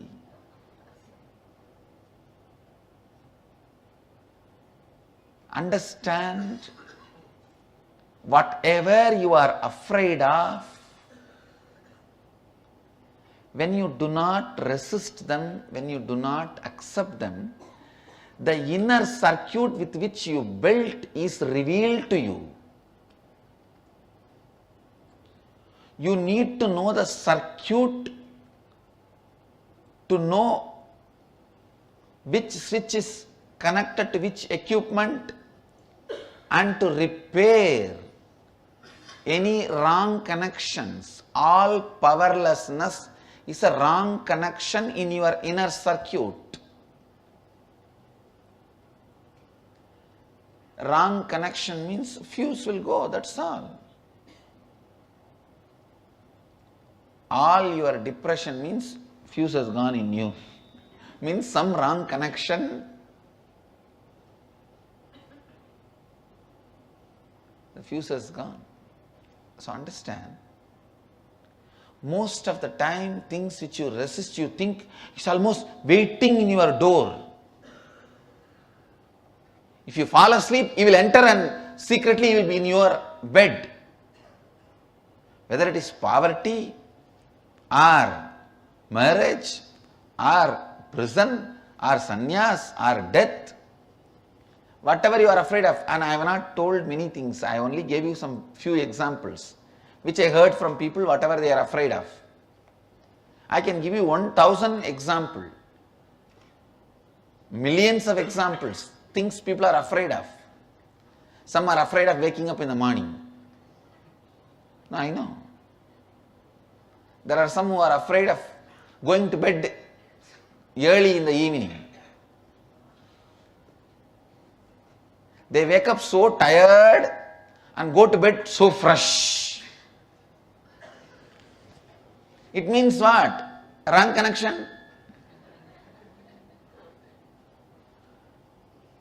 The psychological routine and the physiological routine is not connected with completion. Waking up fresh from the space of Advaita, going to bed just to fall into the space of Advaita, means physiological routine and psychological routine is circuited with completion wire.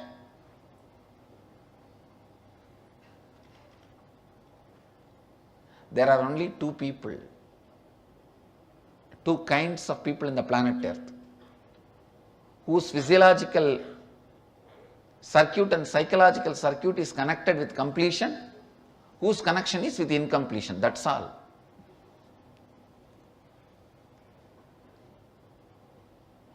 I tell you, every night before falling asleep, sit and do completion with whatever you are experiencing. If you are experiencing tiredness, complete with it. If you are experiencing boredom, complete with it. If you are experiencing the feeling scared, complete with it. In few days you will see your biological clock and psychological clock is synchronized. When both of them are synchronized, certain energy is released in you. A synergy happens, is called what I call Kundalini Shakti. Synergy of the biological clock and psychological clock. When your mind touches your body, you know the oneness you are feeling, the non-dualness you are feeling is only becoming perception. When your psychological clock disappearing into physiological clock, you know the oneness you are feeling, the non-dualness you are feeling, you are resting into it. Again and again and again. I tell you, even in our Sangha, all the responsible Swamis, responsible people I have seen,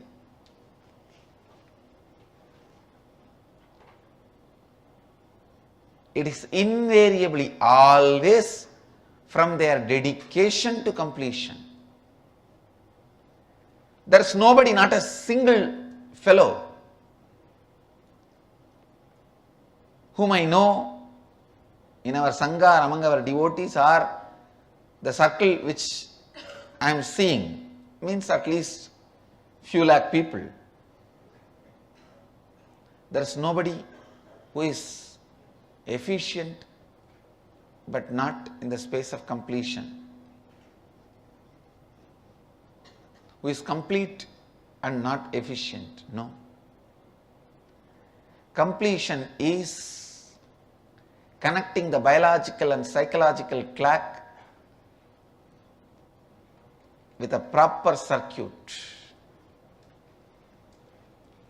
If you wake up morning tired and lie down in the bed in the night fresh, awake, there is something seriously wrong in the biological and psychological clock connection.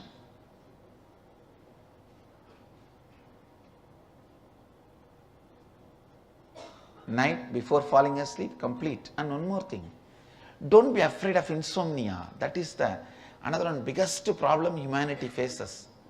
When you lie down and don't fall asleep, immediately you start getting the fear. I think I am having insomnia, I am not getting sleep and all that. Decide very clearly, no. If I don't get sleep, great, let me start thinking and strategizing, planning for next things I have to do, that's all. The fear of insomnia is worse than real insomnia. As I always tell, the fear of snake is worse than snake bite. One of the doctor disciples, she was telling me, Swamiji, there is a lot of dry deaths in the water related accident. Means the person has fallen into water. Water has not gone into his system and choked his lungs and dead. No. Lungs are dry, everything is dry in the system. Just the fear, he gets heart attack and dies.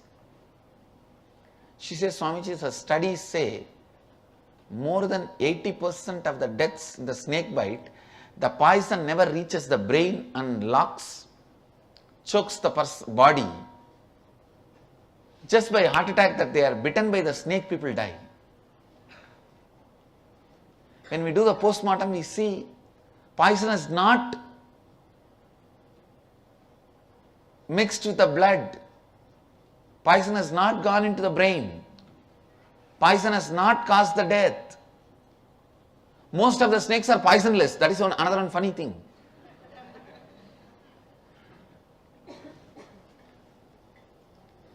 So the fear of insomnia.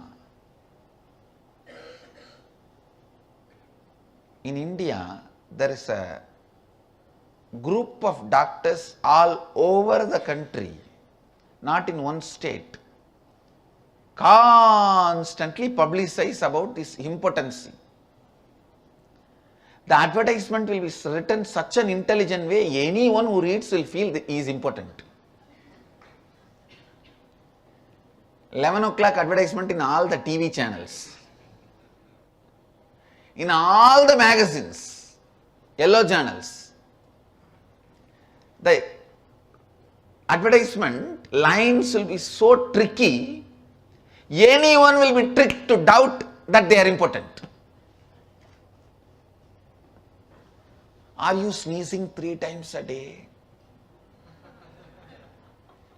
Are you losing interest with your partner? Are you losing interest in the life? Are you above 35, 40?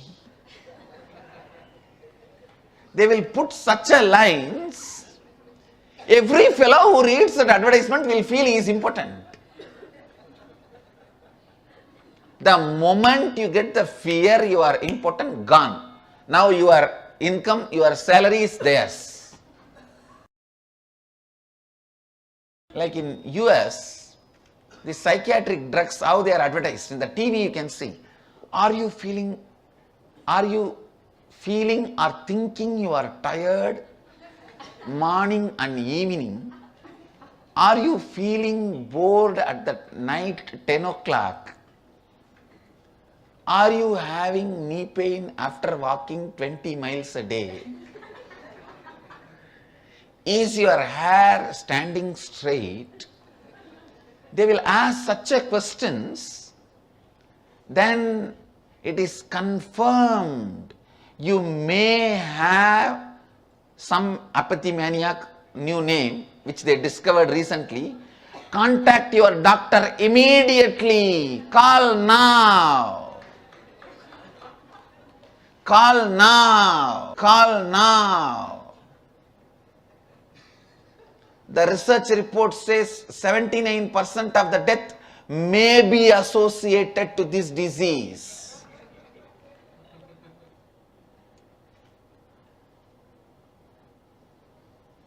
One of the symptoms will be, are you all the time like to lie down in the bed?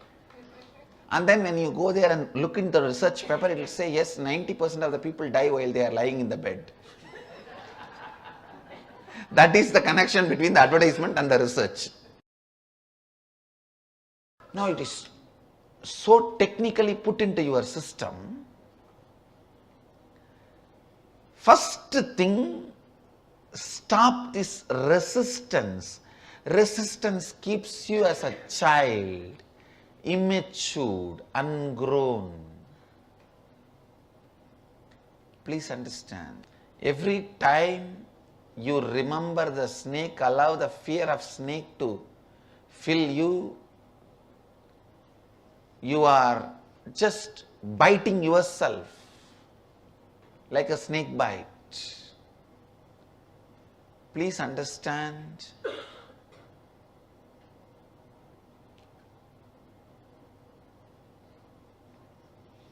So neither accept nor reject, resist. Sit and look in how you did this wiring inside you. Means, for example, if you are constantly afraid of marriage, first look in. Who put this fear of marriage in your life when it started? If you are constantly afraid of poverty, look in and see who put this fear of poverty in you and when it started. I am not saying don't become poor or don't go on resisting this fear.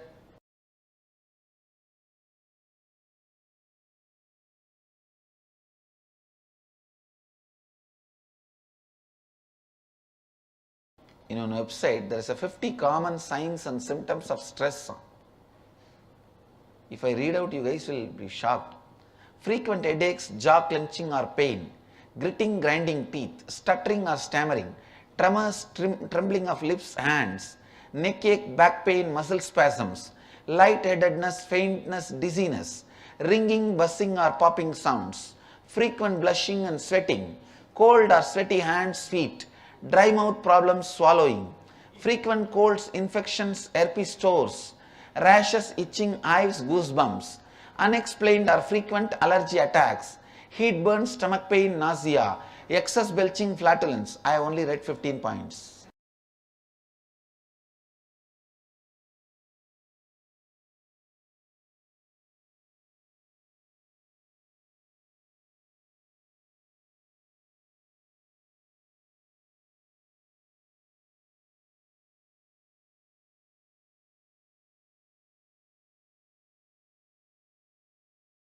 If I read all the 50 symptoms,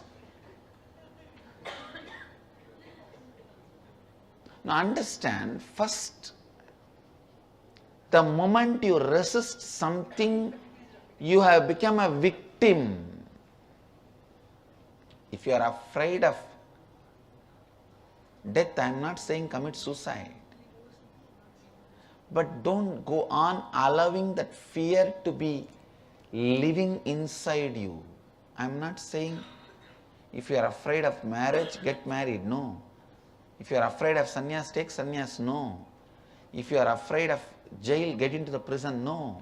All I am saying is stop acceptance, stop resistance. Tell, fool, I don't have to be all the time choosing. In Tamil Nadu, there is a bunch of blackmailer media fellows.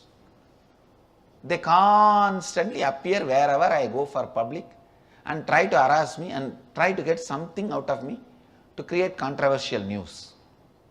They will constantly ask, what is your opinion about this? What is your opinion about that? I told them once, I am a sadhu. I don't have to have opinion about everything. Only you fellows survive on opinions. You thrive on opinions. Only you need to have opinion about everything. I don't need to have opinion about everything. The moment I answered, those few blackmailers, they started talking to each other. He's too brilliant, you can't catch him. Because the moment you bend to the idea, you have to have an opinion about everything, and you blurt out some nonsense, and that group is going to be against you. They will ask, what is your opinion about all the Hindu temple money is being spent on Hajj Yatra? I may not have opinion, but now the moment I give my opinion, one group is going to start. They will instigate any one of that group to start their fight with me. And then they will have news. News has use for them, not for me. The moment I said, I don't have to have an opinion about everything, I am a sadhu. This fellow is so intelligent, you can't exploit him. I tell you, life is also like a bright, brilliant energy. Whenever your mind is the blackmailing journalist who comes and stretches the mic all the time to you and asks, what is your opinion about marriage? What is your opinion about sannyas? What is your opinion about snake bite? What is your opinion about poverty? If you say, no, I am courageous, I don't care about anything, then how about having a snake bite?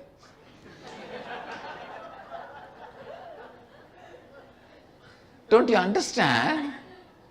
You are talking to a fool. Don't do that mistake.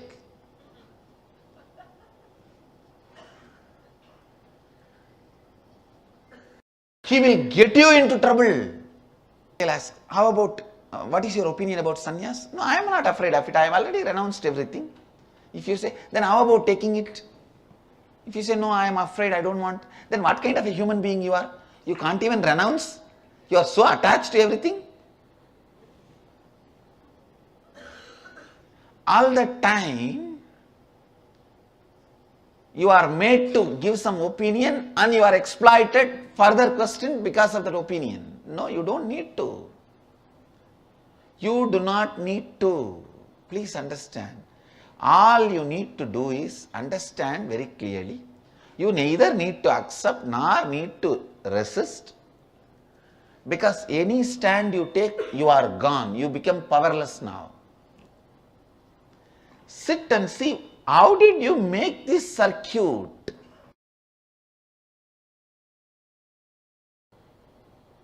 The fellows who have taken sannyas out of powerlessness are failures. The fellows who have not taken sannyas out of powerlessness, out of resistance, failures. You neither need to take nor need to avoid, just see. Look into when did you develop this fear? Who put that fear in you? When you started developing this fear, complete with it and relax and be powerful, that's all. All the time be powerful is the religion of Hindus. Always be powerful is the tradition of Sanatana Hindu Dharma. It is neither giving you the instruction to get married or not to get married, or get married how many number of times you. Sanatana Dharma is neither suppression nor licentiousness. It teaches you Swadharma, means doing what you want from the space of powerfulness. Being always in the space of powerfulness and operating from powerfulness is what is called Swadharma. Understand? Sanatana Hindu Dharma teaches Swadharma. Sanatana Hindu Dharma teaches Swadharma. It neither teaches you Grihastha, nor teaches you Sannyasa, or teaches you play-by life. It teaches you Swadharma. Be powerful about what you are. Be powerful about what you stand for. Be powerful about what you want to do for. That's all. Be powerful about what you are, what you stand for, and what you want to do. That's all. Let there not be powerlessness between these three. Over. Swadharma is life. Swadharma is experience. Swadharma is enlightenment.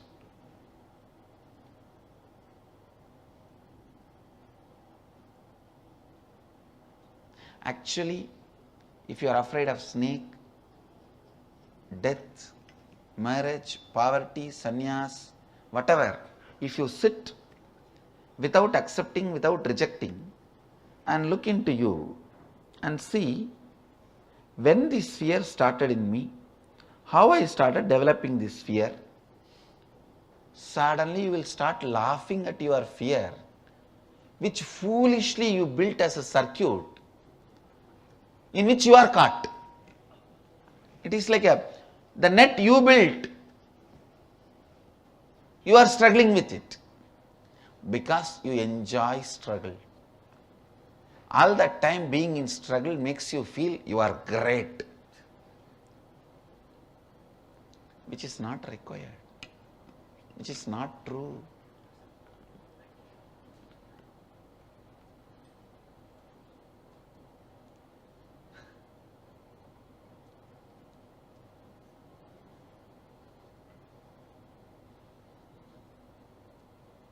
Essence of today's satsang,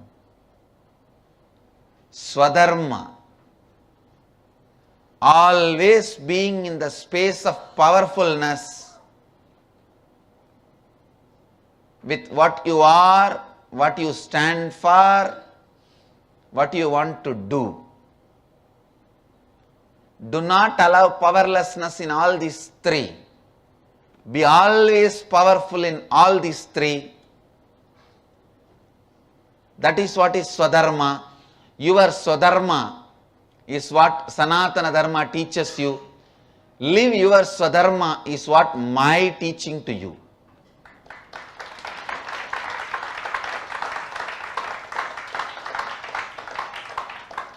Neither you need to take sannyas, nor you need to get married, or you need to be in poverty, or you need to be committing suicide. Do not accept, do not resist. Look into your powerlessness, why you built it, what you built it, and complete with it. That's all. That's all. laugh at your fear. The moment you laugh at your fear loses its power over you. It becomes powerless. That is why your enemies cannot tolerate your laughter. That is why all my enemies have just disappeared. The only thing which destroyed them is my laughter. I did not do anything. I just kept on laughing. The burning they experienced, the powerlessness they experienced, they just collapsed.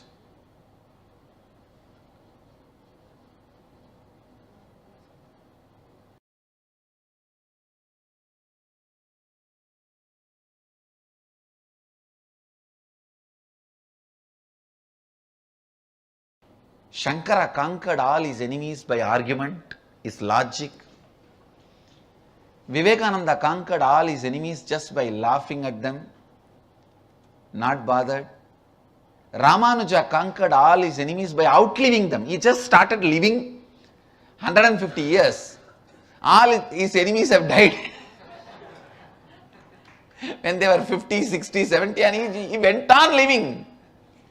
He just conquered them by outliving them. I am going to do all the three. Understand?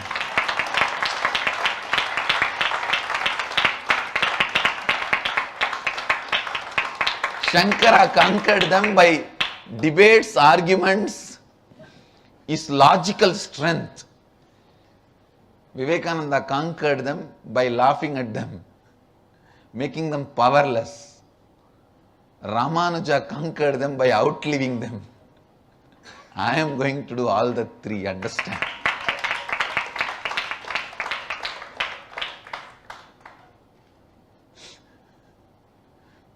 Logic, laughter, life, longevity. Logic, laughter, longevity. Through all the three L, I am going to make them lifeless. I am going to conquer them. Understand? They collapse by themselves. I don't need to do anything.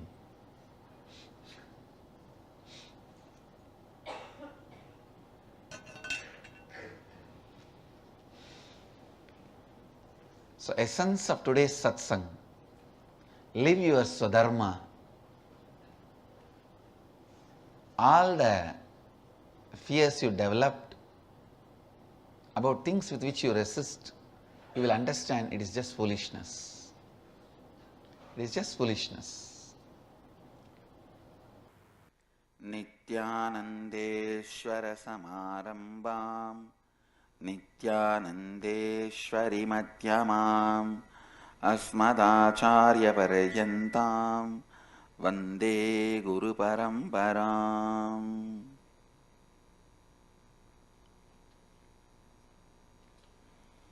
इस समय हमारे साथ उपस्थित सभी भक्तों को, दर्शकों को मैं प्रेम एवं आशीर्वाद सहित स्वागत करता हूँ. I welcome all the devotees, disciples, samajis, satsangis, Srimahans, Mahants, Kotaris, Tanedars who are sitting with us all over the world through Nithyananda TV, Sadhana TV, two-way video conferencing, having Nayana Diksha. Cities sitting with us through two-way video conferencing, Surrey, Canada, Seattle, Chidambaram, Houston, Kalahasti, San Jose, Madurai, Singapore, Singapuram, Toronto, Kailasam, Penang, Tirupparangundram, Pidadishwari's Training Center, Salem, Santa Clara, California, San Diego, Tirualavai, Scottsdale, Arizona, Ohio, Prayag, Dubai, Vaidyanatham, Nithyananda Nagara, Bididi, Nithyananda Nagaramu, Hyderabad, Nithyananda Nagar, Tiruvannamalai, Nithyananda Nagar, Rajapalayam, San Diego, Tirualavai, Jnaneshwar, Nepal, Canada, Guadalupe Rameshwaram, New Zealand Adi Arunachalam, Hyderabad Guptakashi, Phillip Island Australia, Hong Kong Sirgari, Nithyananda University Los Angeles, NDY Nityadhyan Yoga, New Delhi, and Penang Tirupparangundram, Singapore Singapuram. I welcome all of you with my love and respects.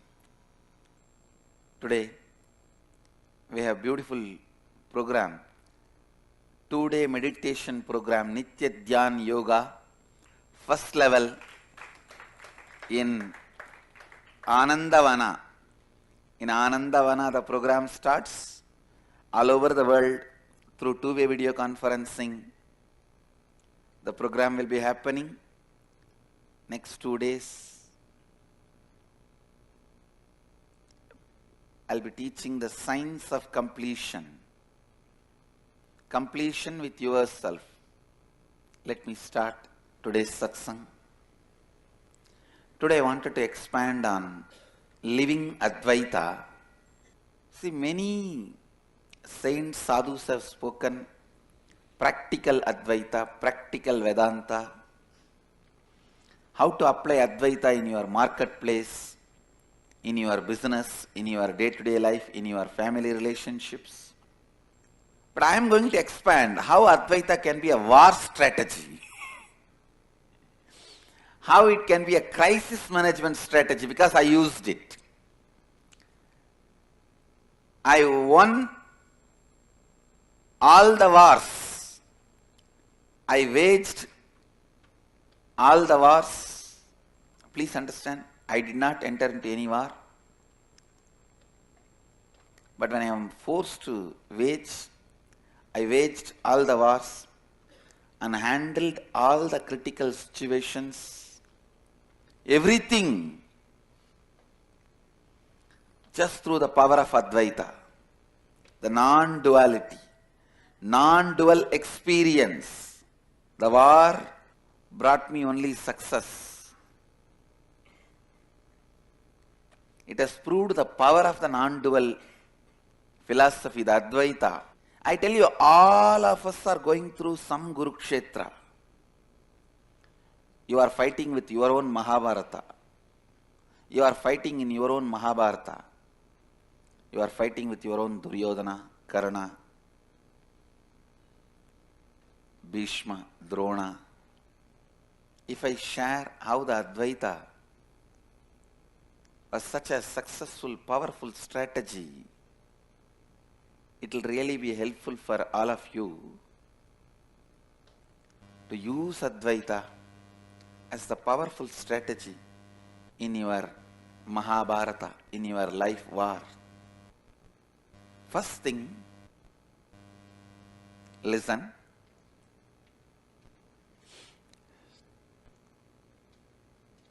Advaita reduces, living in the space of Advaita, having liberated thinking,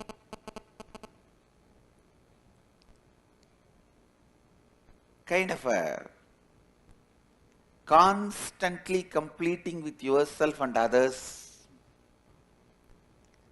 This constant completion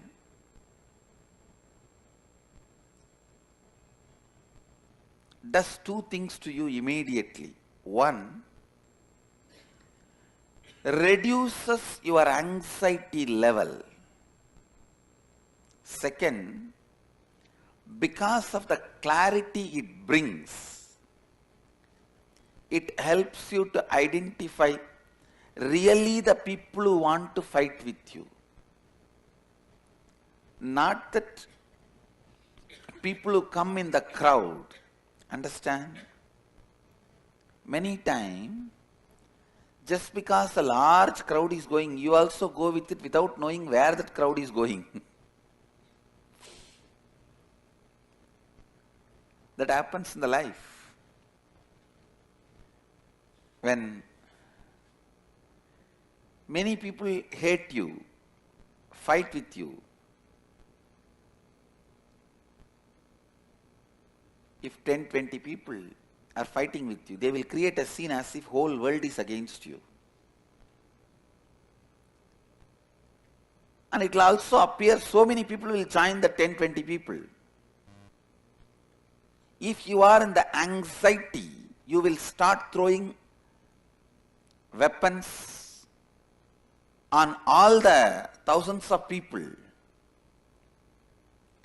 But if you carry the space of completion, you will see. Just in 2-3 days, the 2000 people drop off. The crowd which joined for curiosity's sake will drop. People really who want to be destroyed only will be opposing you. Please understand. If I have to put it in a very simple words, without finding solution, just if you sleep off postponing the problems, 80% of the problems will die. Understand the statement I am making? You will never expect this statement from my mouth. I am saying, without bothering to find solution, if you just brush them aside and sleep off, fall asleep, 80% of your problems and enemies will disappear.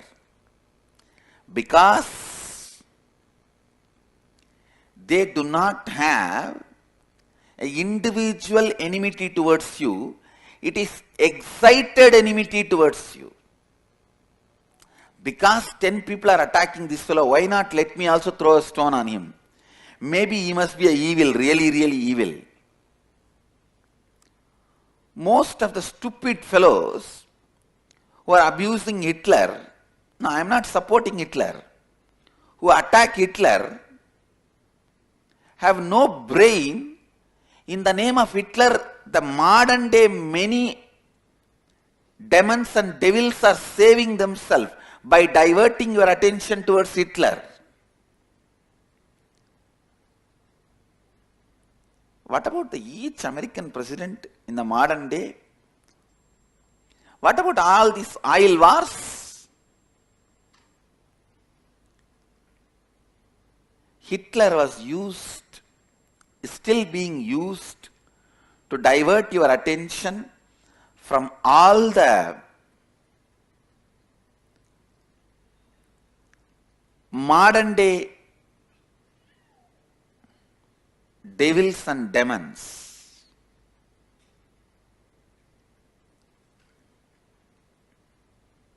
I am not saying about one person or one country. In every country the way things are happening. In every place the way things are happening. So if you are just hating Hitler, because everyone hates, it is infused enmity. Please understand, if you start fighting with people who has infused enmity towards you, you will be wasting your resources and energy. You are fool. Wait. Just fall asleep.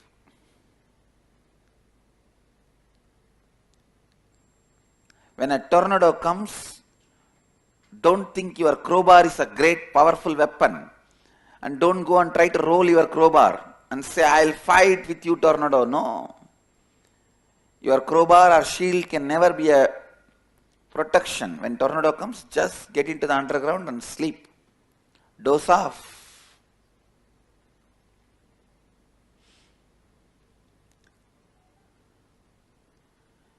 Even your simple verbal response can make incited enemies into individual enemies. Understand, people who have enmity towards you, people who feel that they have been personally suffered by you and they want to attack you. And people who feel, oh, he has suffered, I should support him. The incited enmity. Please understand, all of you in your life will find both enemies. You will find individual enemy and incited enemy. Advaita will give you enough space, will give you so much of completion, will keep you anxiety free. The first thing will happen to you is you will be so anxiety free, you will be in the space of completion. You will not respond immediately to these incited enemies. Please understand, a man who is capable of not converting incited enemies into individual enemies is successful already in the war.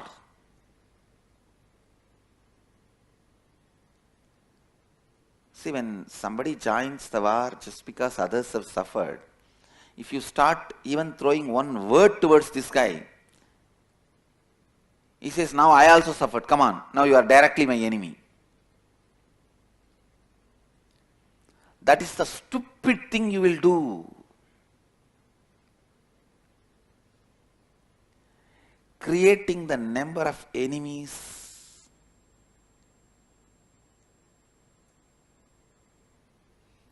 increasing the number of enemies is a foolish thing any strategist will do.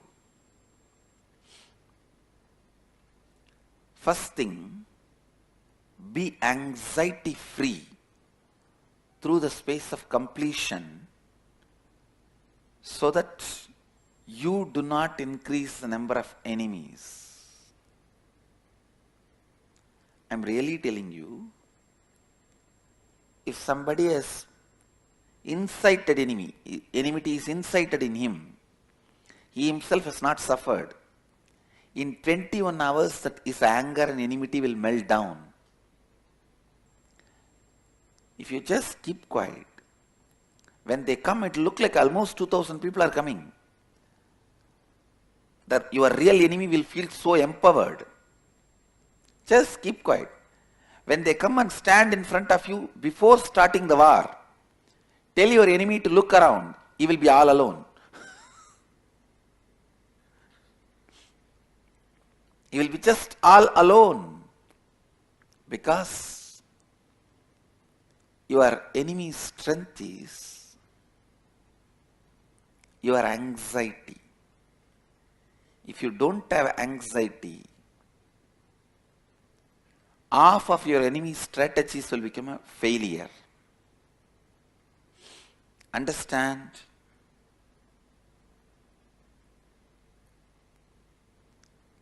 Whatever lessons I am sharing with you is a very practical living Advaita, experimented and experienced in my own life.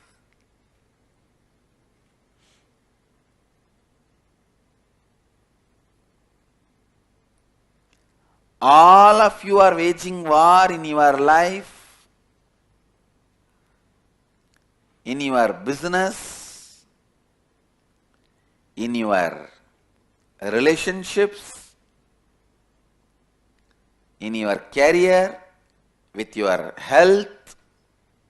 Understand, even in your health, you are waging war.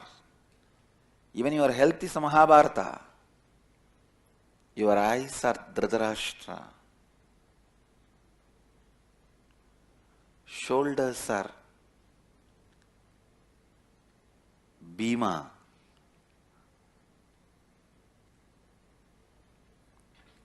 stomach is Sahadeva, heart is Karana, intellect, the buddhi, is Dharmaraja. The feeling you carry you are going to live forever from the consciousness is Bhishma.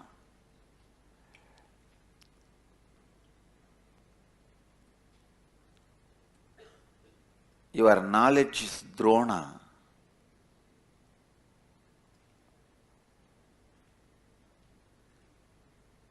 Even with your health, there is a big Mahabharata going on. Some parts of you is fighting with some parts of you. All your cells are the Sena. Some group joins your brain, some group joins your heart, some group joins your being. Whether in your health or life or career, you are fighting with Duryodhana, Shaguni, the hypocrisy of you, which makes you believe others are not as intelligent as you, is Shaguni. Clarity of you, which makes you understand everyone is as intelligent as you, is Krishna. Krishna's success is he knows everyone is as intelligent as him. So he tries to be one step further. Shaguni's weakness is he never thought the other side will have even one person as intelligent as him. Find out in your inner space whether you are a Shaguni or Krishna. Understand the space of completion. First thing it will do to you, you will not be creating more enemies, and most of the incited enemies will just die down. If you are anxiety free, when the incited enemies drop off, now you will know really with whom you need to fight, which will be very less number. Even then, don't start the fight. See, get into your inner space. Find those patterns which makes you feel somebody is your enemy. Listen. For a rich man, whoever tries to steal his wealth or he thinks they are trying to steal his wealth is his enemy. For a free man, whoever tries to steal his freedom or whom he thinks is trying to steal his freedom is enemy. For each person,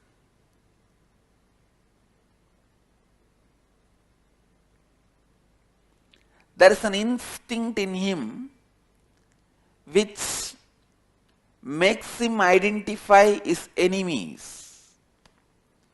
Complete with that instinct, you will see many people whom you identify as your enemies are not your enemies, are not really your enemies. So when you do acid wash of all your incompletions with the space of completion, you will find so many people who appear to be enemies superficially are not anymore enemies to you. The context from which they are having enmity is not directly attacking you. Understand? So if you wait and complete with your instinct which identifies your enemies, you will understand all the people scream towards you are not your enemies. Please understand. Anybody who is shouting at your direction, you think they are your enemies. No. Look in, complete with the instinct which makes you identify your enemies. When you complete, you will also find the true purpose of your existence. Whoever tries to disturb your true purpose, only they are your enemies. Now you need to handle only those few people. Now you need to handle only those few people. Even in those few people, don't think that whole person is an enemy.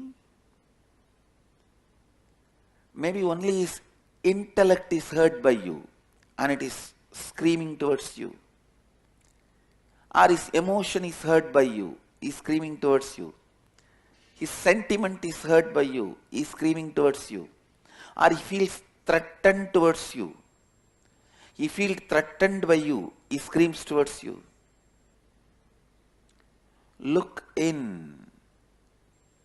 Even the enemy is not a complete enemy as you think. If you play the right approach from the space of completion, suddenly even your enemy will tell, no. Only in that aspect I don't like him. In other things are okay. Don't waste your time on him. Emptying your enemies out of enmity is the strategy to be successful in any war. Same way with your body and mind. Understand? Afterwards, when you find time, see this satsang completely, second time, third time. Try to apply this teaching, this concept in this satsang in your health. If you are having some fights with yourself, addictions, restlessness, depression, these are all fights with yourself. Even those moments are nothing but wars. So try to apply these same teachings with you, within you.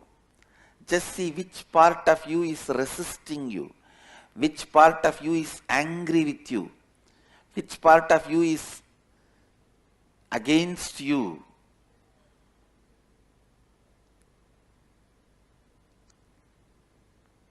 Sometimes your own sleep will be against you, your own hunger will be against you. If you are having acidity problem, it is not that your stomach is fighting against you, your hunger pattern is fighting against you. If you have a sleeping problem, too much sleeping, it is not that your body is tired, your boredom pattern is fighting with you. Your body is an incited enemy. Your boredom is the individual enemy. So handle your boredom.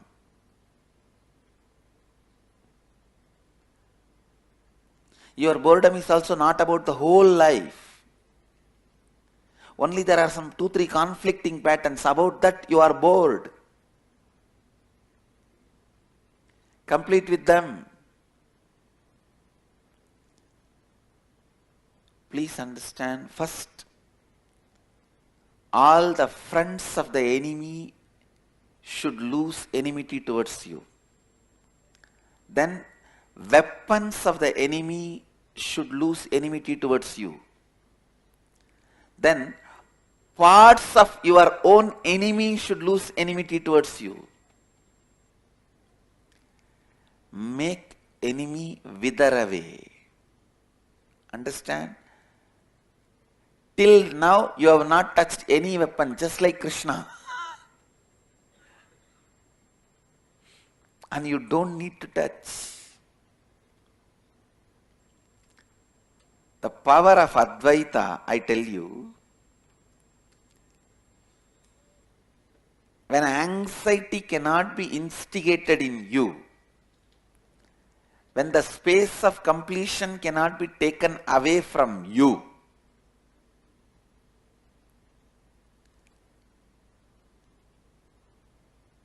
I guarantee you are the winner. 100% I assure you, you are the winner.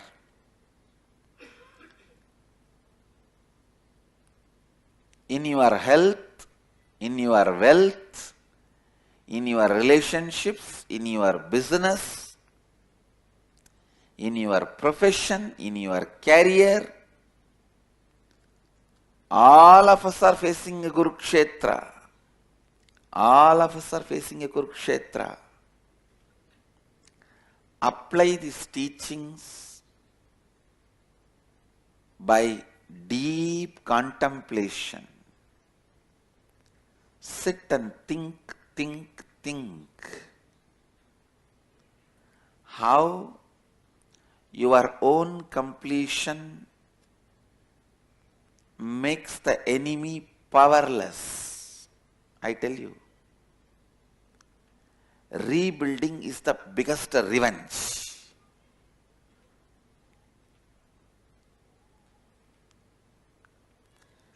Just by rebuilding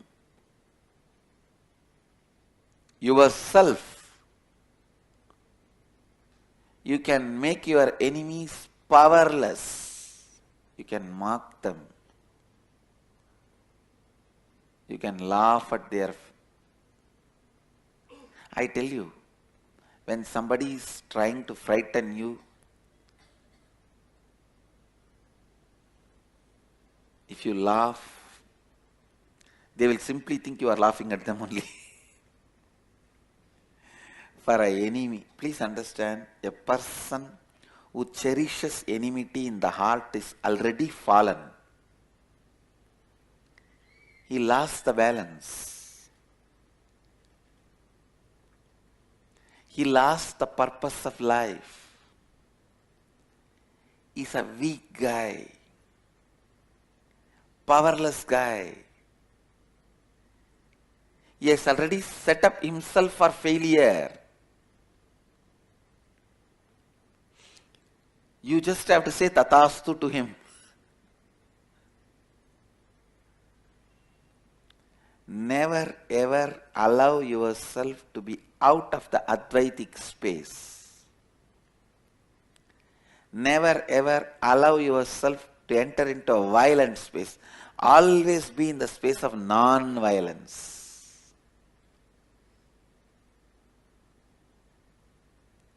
Always be in the space of non-violence.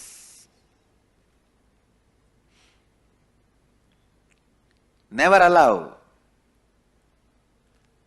the enmity to sit in your heart. I'll continue further. Applying Advaita for crisis management.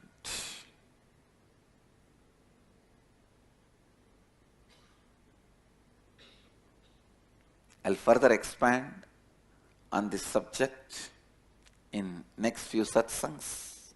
Nithyanandeshwara samarambam Nithyanandeshwari madhyamam Asmadacharya paryantam Vande Guru Paramparam.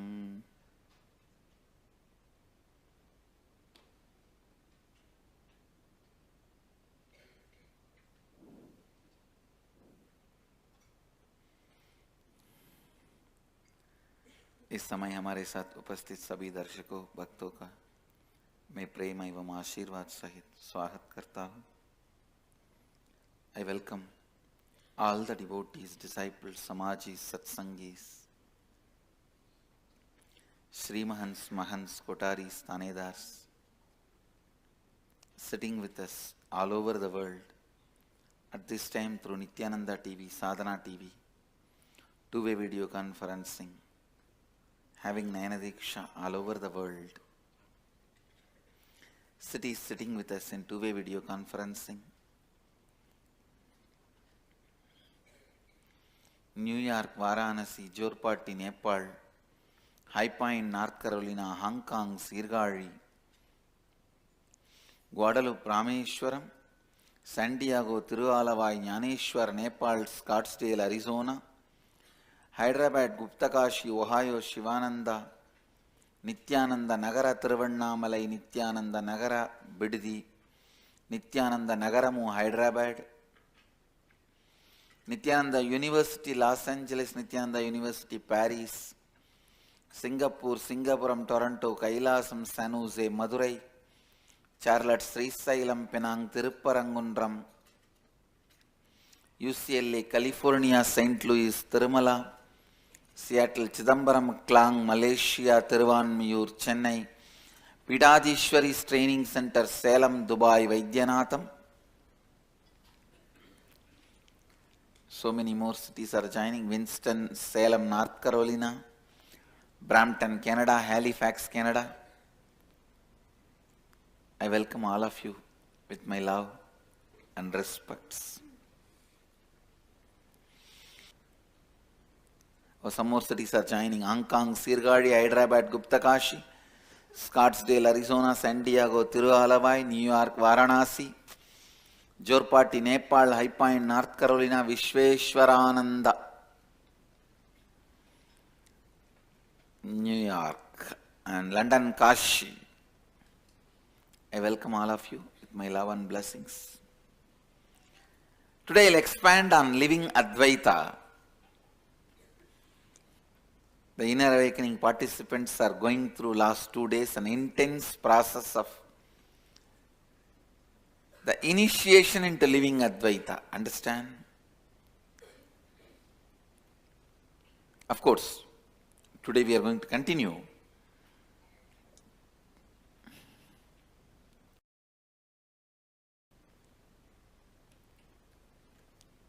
I have seen whenever I initiate people into this living Advaita process, even after spending continuous 12 hours into the process, they are fresh, alive, energetic.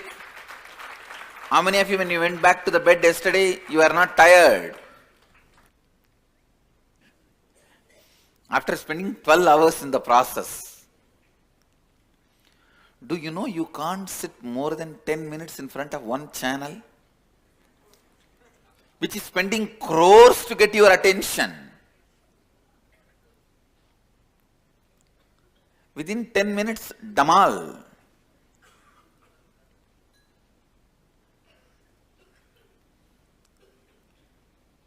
Your remote control, tatak, over.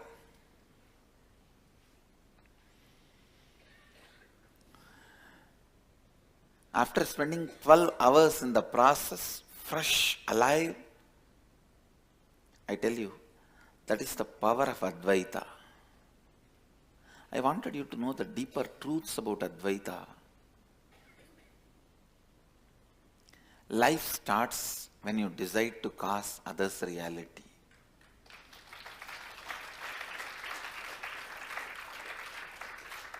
Because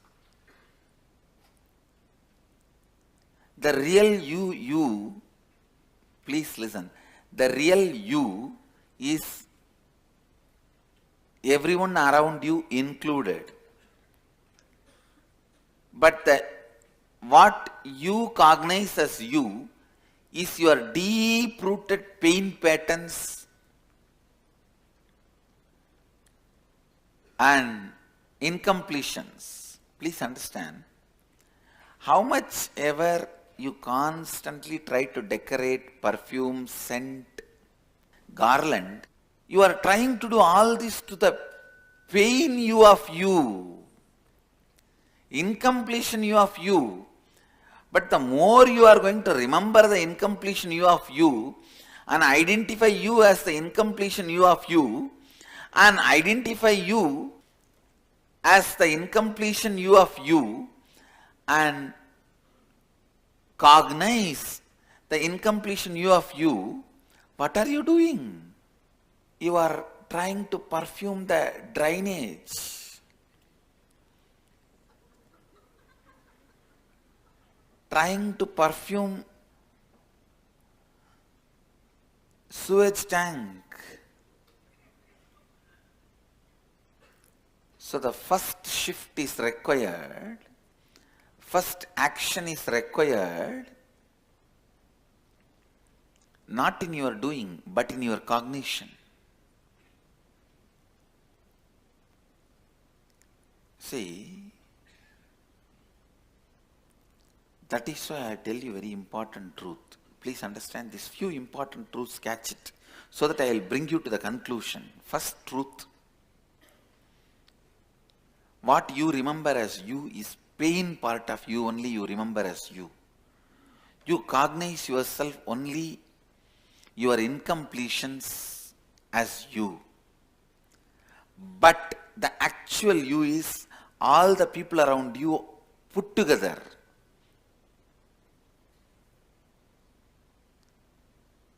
Third, because what you cognize as you is only the deep-rooted pain patterns and incompletions of you, how much ever you try to perfume it, scent it, even put kasi chandan on it and garland it, do whatever. But the moment you open, what comes out?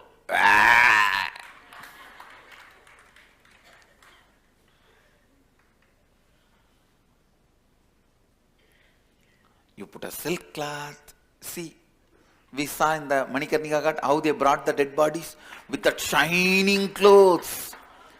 Jigga clothes. And amazing garlands. If you don't open and see, you may even suspect they are bringing some temple deity. Am I right? If you see from distance and you don't know its dead body, you may think it's a temple deity. The way that jigga shining clothes all around and the garlands, perfume, scent. That is exactly what we are doing. What you perceive as you go on trying to do make-up to that. That will never bring completion and powerfulness with you. Shift your energy to what is you. Shift your energy to what is you. Listen. The real you is all the people with whom your life is involved, all the lives who are involved with you. All this put together is you. When you shift, when the cognitive shift happens, all of them are you, you are them. Suddenly your joy, your pain, your life, your goal, your purpose, your right, your wrong, your dharma, your adharma, everything gets rewritten. That rewriting is what I call rewriting your future.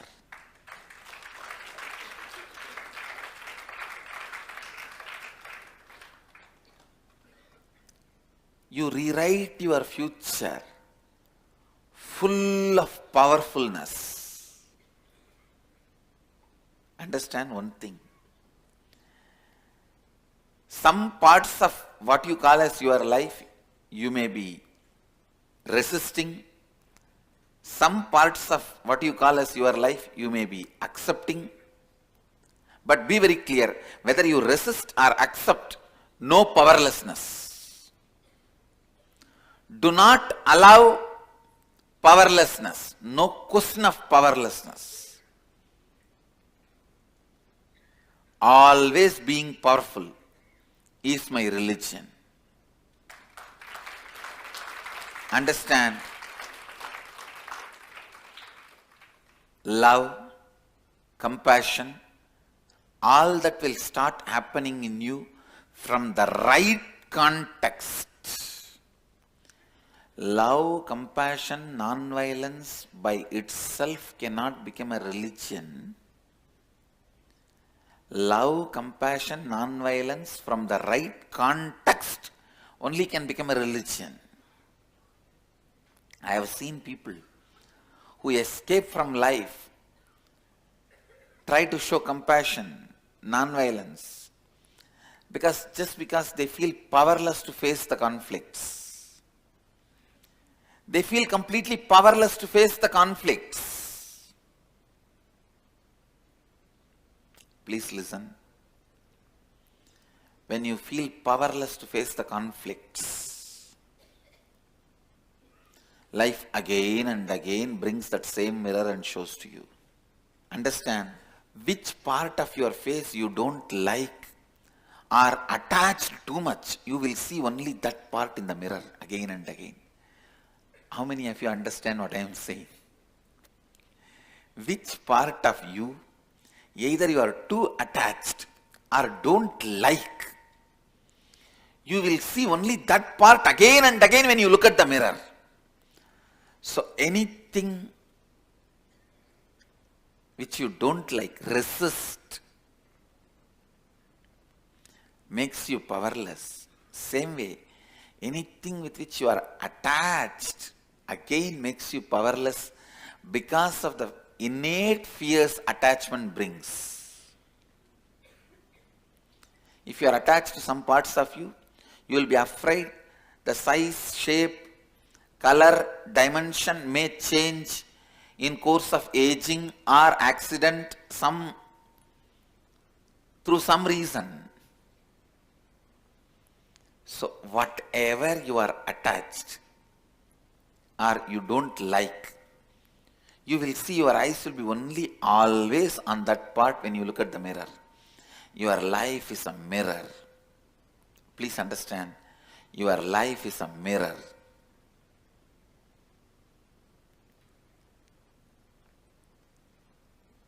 If you allow anything to make you powerless, if you allow anything to make you powerless,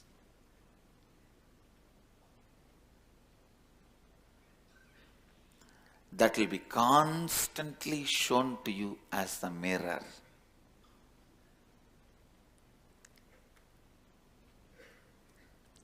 If you feel powerless to handle your spouse and the family and run away to some other lifestyle, sometimes divorce, sometimes sannyas, whatever lifestyle you opt or choose, by feeling powerless, I guarantee you, you will see 10 people exactly like your spouse. You will be forced to work with those people.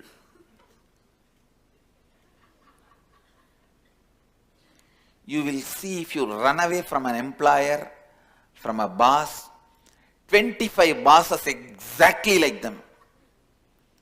You will be forced to work under them and report to all of them. Understand, it is not mirror's mistake. You are all the time seeing the nose which you don't like. It is your mistake. You have given too much attention to it. When somebody else sees their face in the mirror, they don't see the nose all the time. Because you don't like your nose, you see as if your whole face is just appendix of your nose. You won't feel like your face as nose, you will feel like your nose as face. Because you don't like something, you resist something.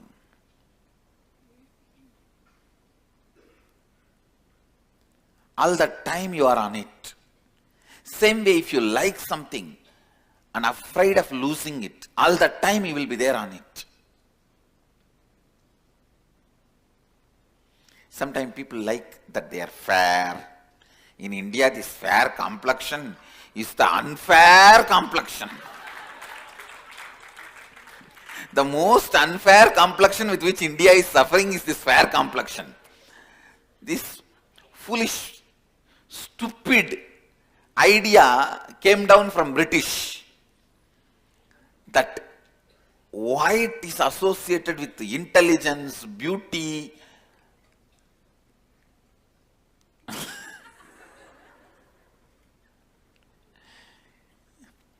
Poor fellows. No, really, I'm telling you, how many hundreds of thousands of marriages are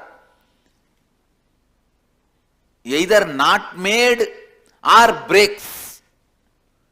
Just this fair idea, the root pattern with which whole India is suffering is this fair skin. Marriages are made or not made, laws or breaks just by this one skin color.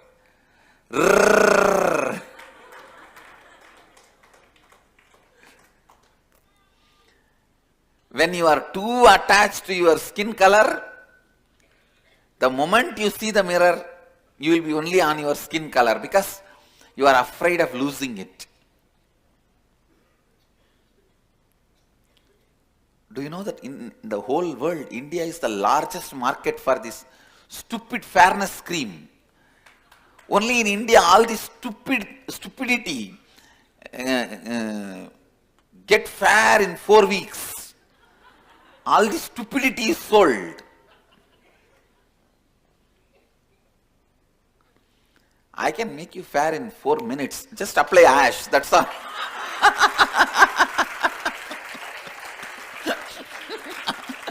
All over the body.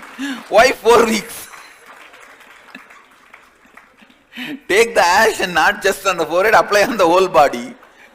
And you are fair, that's all. No, this stupid color complexion. See, at least in the West, people are clear. If you are white, white. If you are black, black. Over. But only the India suffers with black trying to become white.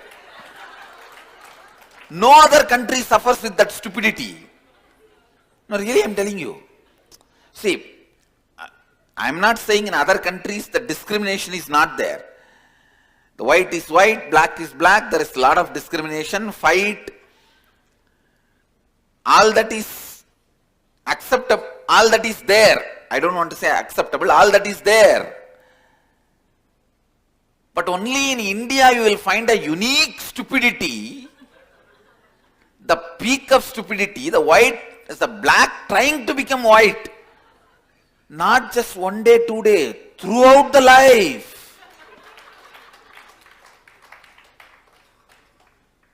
Throughout the life.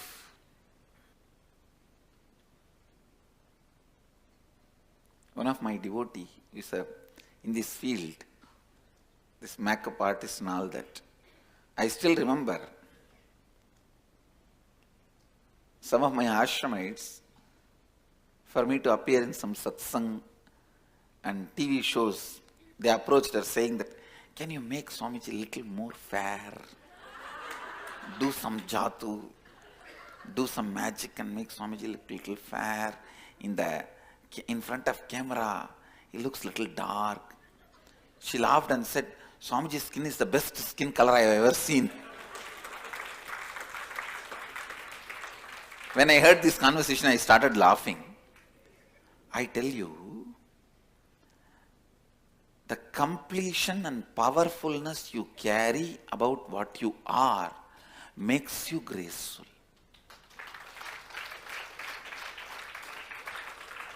I tell you, that sets the fashion trend. Fashion trend is not walking on the ramp. It is walking with the grace.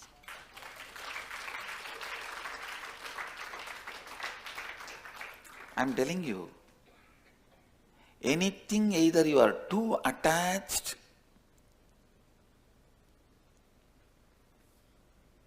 to resist, will always be seen by you in the mirror. Same way in your life, anything you are too attached, too resisting, will always be reminded by your life. But I have a good news for you. The too attached or too resisting can be completed.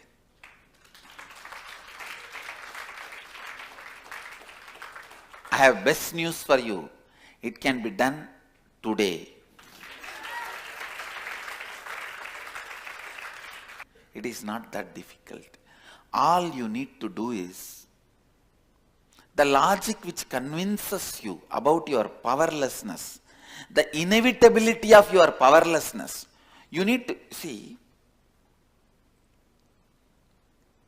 when you build the logic which strongly makes you believe the inevitability of your powerlessness. Anyhow, one day I will have to lose my color of the skin, or one day I have to lose my health. One day I think all my wealth will be lost. I think I am not qualified to have so much of wealth. One day it will be taken away. I think I am not qualified to have my freedom. One day it may be taken away. I think I am not qualified to have this. One day it may go away.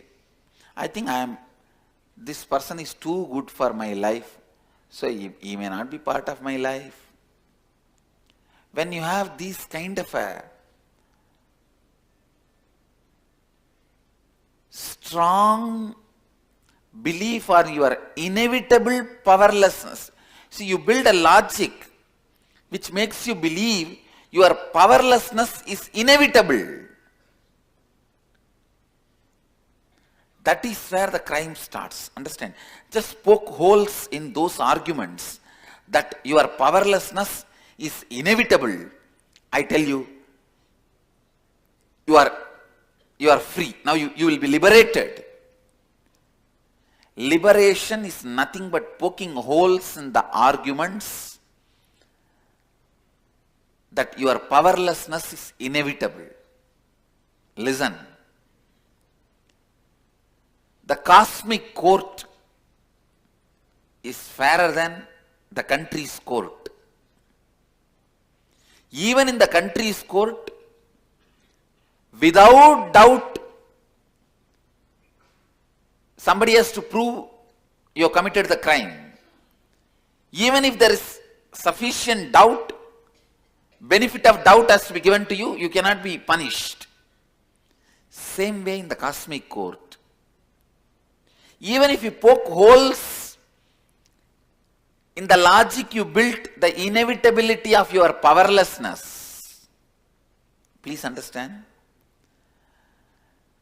The logic which makes you believe your powerlessness is inevitable is Maya, delusion.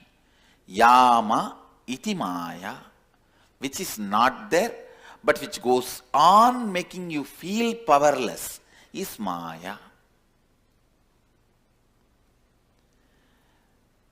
Your strong belief, cognition about the inevitability of your powerlessness, if you know just to poke holes in that argument, that's all, it will collapse, because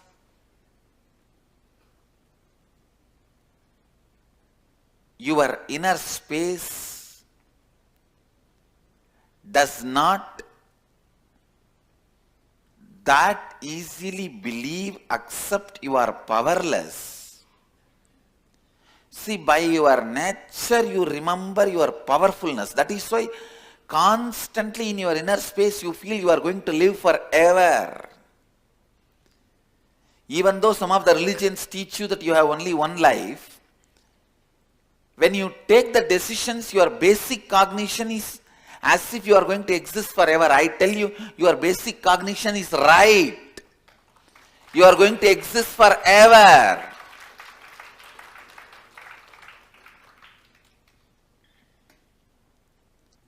Like your food and pharmaceutical industries have collaborated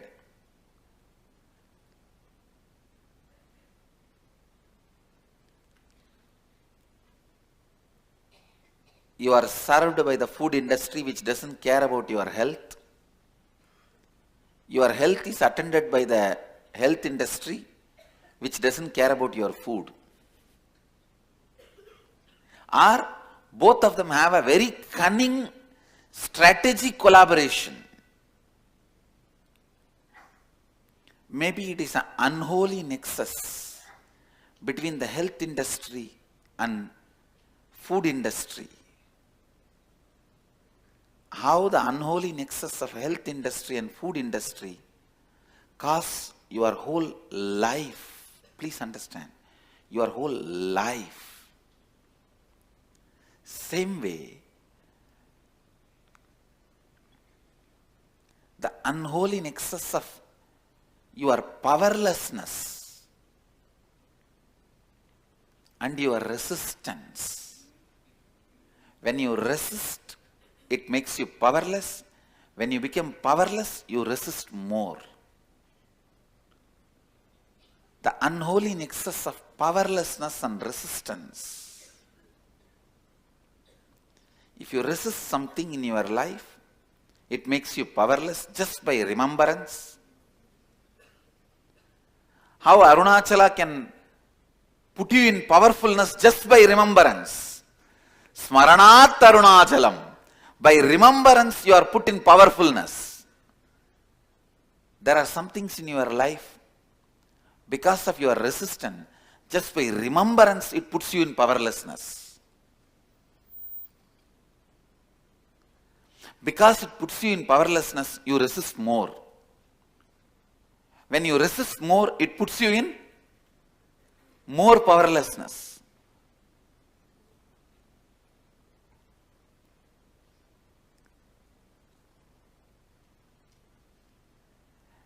There are some things just by remembrance liberates you. There are some things just by remembrance puts you in bondage. The good news is the process you are going through. Through this you can clearly identify what puts you in powerlessness just by remembrance. Your Maya, what makes you powerless just by remembrance, even if it is not there. Your Maya, you will diagnose it just by going through this process. Second, the great news, you can complete it today.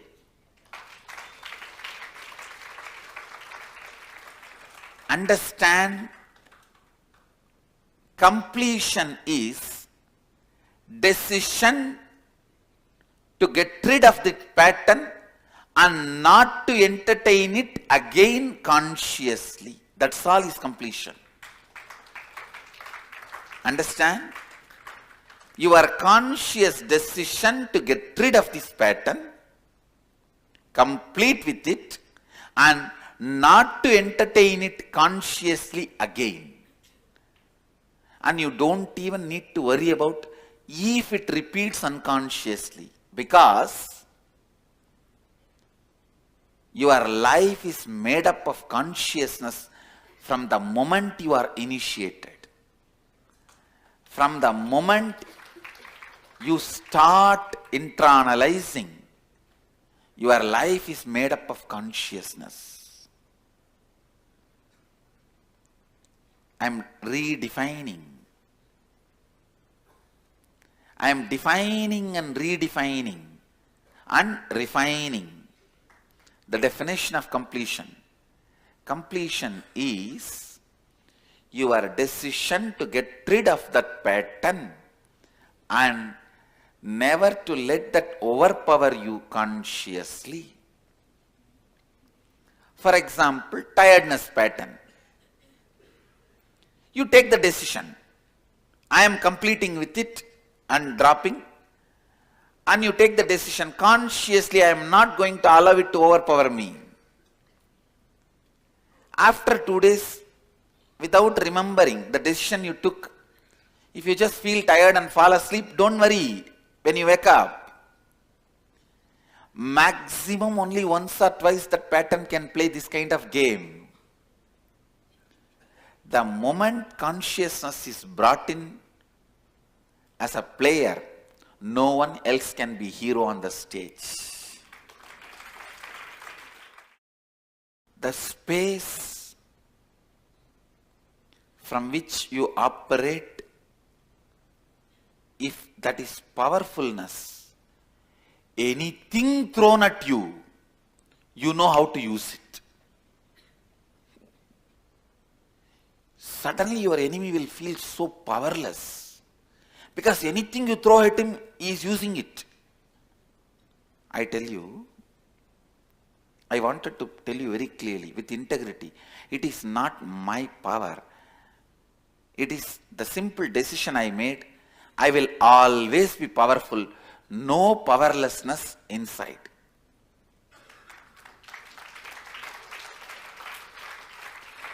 This is the very important secret. Just catch it. Whatever may come, but I will not allow powerlessness inside me. I will not allow powerlessness inside me. When you don't allow powerlessness inside you, anything happens from outside, even if it is earthquake, it only awakens your kundalini.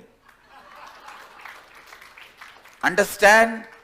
Whether it is emotional quack or earthquake, it only awakens your kundalini.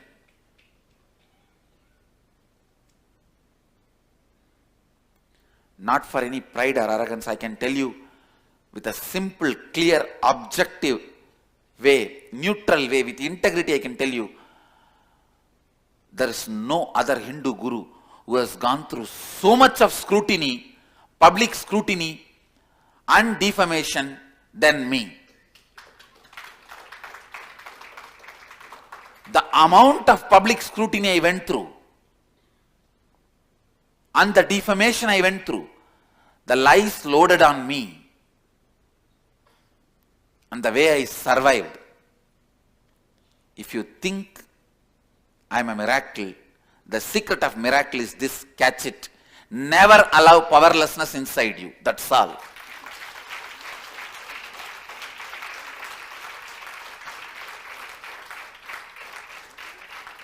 If you want to know the secret of me, I am revealing it to you and giving it to you as a gift. Take it. Never allow powerlessness inside you. I tell you, from the context of powerfulness, everything you do will be with so much of love and compassion. Yesterday's session, I was sharing with the participants of IA, Inner Awakening, the true compassion, when you identify it, the first thing happens to you is, you will be so empowered. You will feel so sure about you.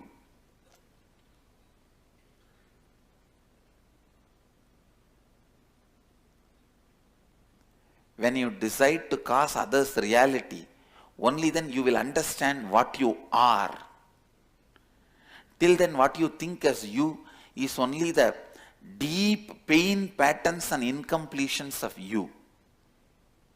It may look very paradoxical. Life is as it is. Just because your ignorant logic cannot capture it. Your ignorant logic tries to capture the life always as a straight line. But the truth of life is paradoxical. What you call as paradoxical. The first paradox. When you try to cause others reality, you will even realize what you are. You will understand the different spare parts and organs of you, their functions, their qualities, capabilities, abilities, much better when you decide to cause others reality.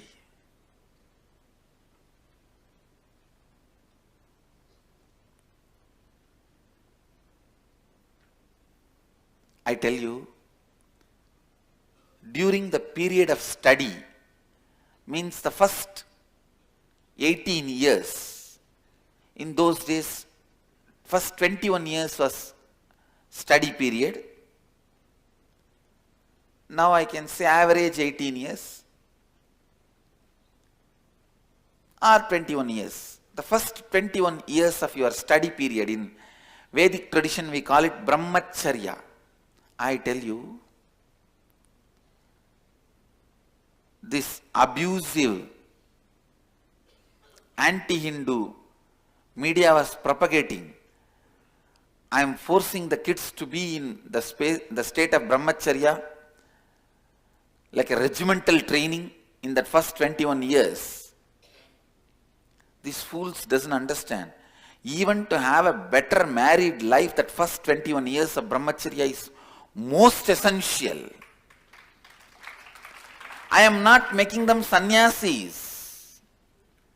Krama Brahmacharya, the first 21 years, not being abused or physically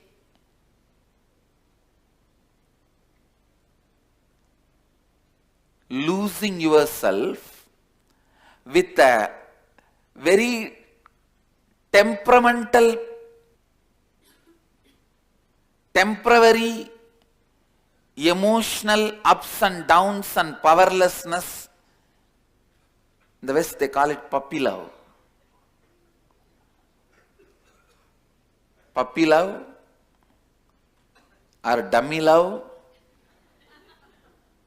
whatever. You see, psychologically not prepared to take the responsibility, emotionally not ready to handle the relationship, but using or misusing your own and other person's body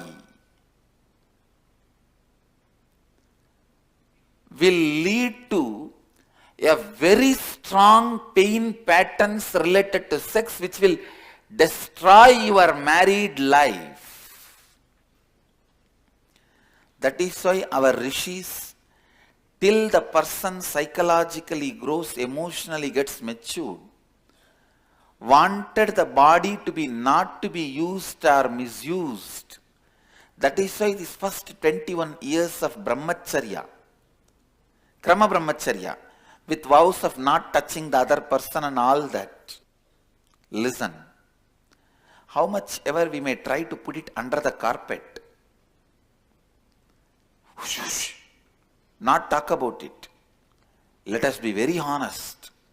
Listen, how many of you are still suffering from the patterns related to use and misuse and abuse of your body before the age of 21? Raise your hand. Who is responsible for all this? The paid media? Propaganda against the Hindu Gurukul system?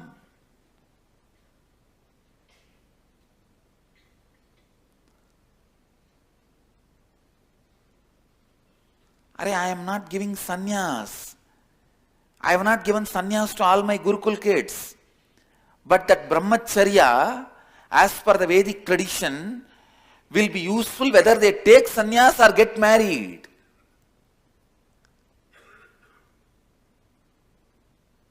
Till they emotionally become mature to make decisions, psychologically capable of handling the other person's intentions, consciously become capable of handling love, lust, sex, good, bad, the baggages comes with it, and the expectations comes with it, the responsibilities comes with it, the commitments comes with it. Till you are clear about all that, not using or misusing or abusing your body and the other body is one of the greatest socially good practice our Vedic rishis have created.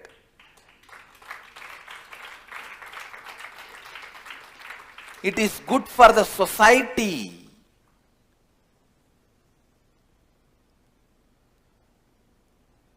The unholy nexus of psychologists and media, like health industry and pharmaceutical industry, the psychology and media, unholy nexus.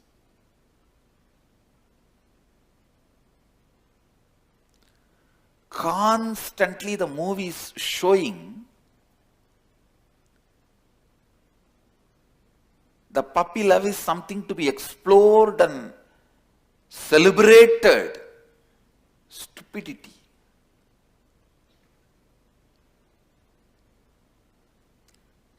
I don't want to get into it too much now, but I wanted to tell you all the powerlessness related to your body, your love. See, a person who gets wounded psychologically before the age of 21 due to the immature patterns of considering infatuation as love, loses the ability to love forever. Forever your life, your love will be corrupted.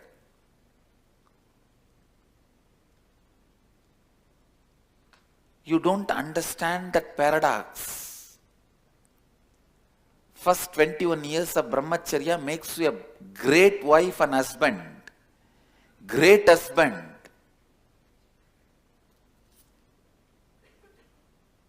Your ability to give and receive love becomes amazing. Your ability to be matured, grow.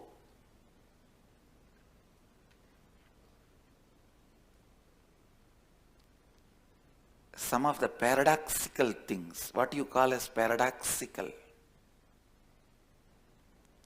is the truth of life.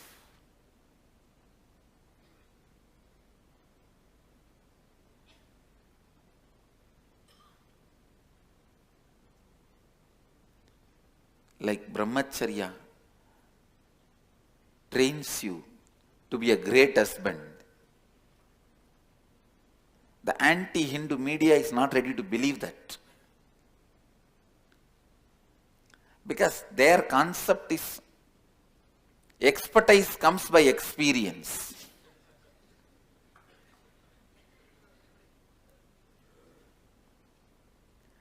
Our concept is preservation comes by perfect knowledge.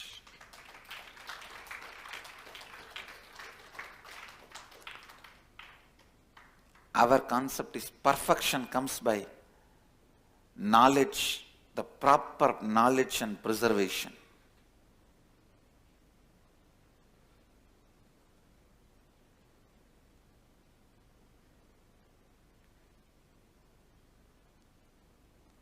If we can make all the parents understand that all the patterns, powerlessness you suffer due to powerlessness you suffer in the field of love, relationships, trust. All the powerlessness you suffer in the field of love, relationship, powerlessness comes because your body is used or misused or abused before 21. Means before you become emotionally ready to handle life. When you use your own body or others' body, it becomes such strong patterns, you suffer with it for whole life. If you are a father or mother, understand this. Be responsible towards your kids. Let them take Krama Brahmacharya at least till 21 years.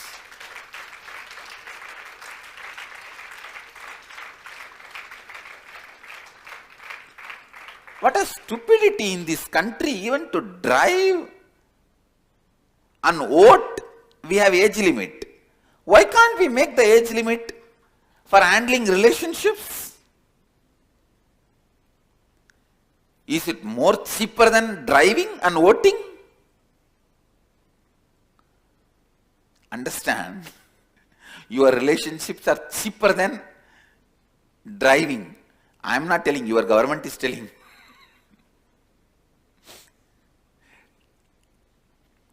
How come we have age limit for driving and voting, but not handling relationships? And how come we have a license process, the exams you need to pass through for driving, and you don't need to be educated at all for handling relationships?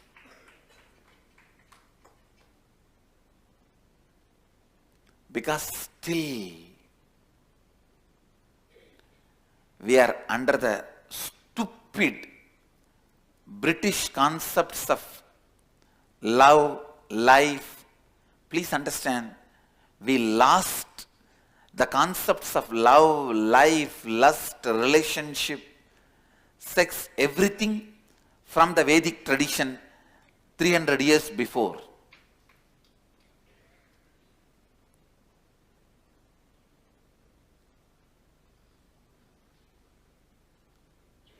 Thousand years before, the civilizations invaded us, was teaching killing somebody's husband and marrying that girl as a 14th wife is called love. This is what, O Bharat, you are celebrating as the symbol of love. Please wake up, for God's sake.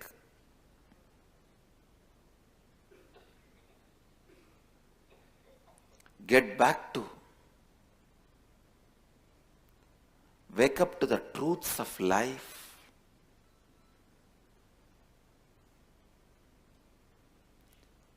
Brahmacharya for first 21 years may look very suppressive,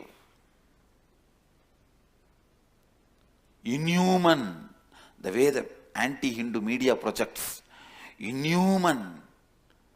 Then what about the whole life these poor fellows are suffering with those patterns created before the 21 years, and the wounds created because of that wounds, the inability, they become handicapped, their ability to love is lost, the ability to trust is lost. What about all the sufferings caused by that? Who is responsible for that? As one of the living representatives of the Vedic tradition, I wanted to very strongly remind all of you, the whole humanity, please get back to the original Brahmacharya, Grihastha, Vanaprastha, Sannyasa, Ashrama Dharma, promoted by our great rishis.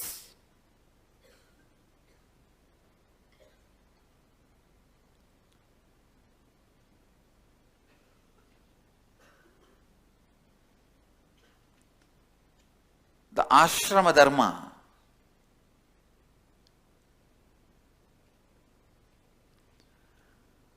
but I know and I am confident that depression, the stark reality of depression of matchbox house apartment system, the small families, the great gift of Western lifestyle to Indian modern day cities, the small families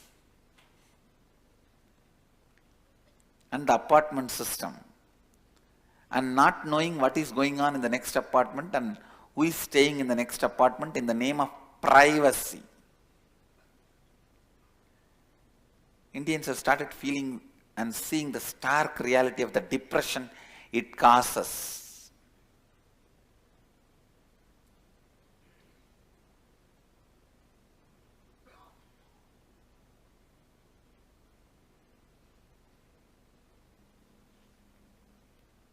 soon they will have to get back to the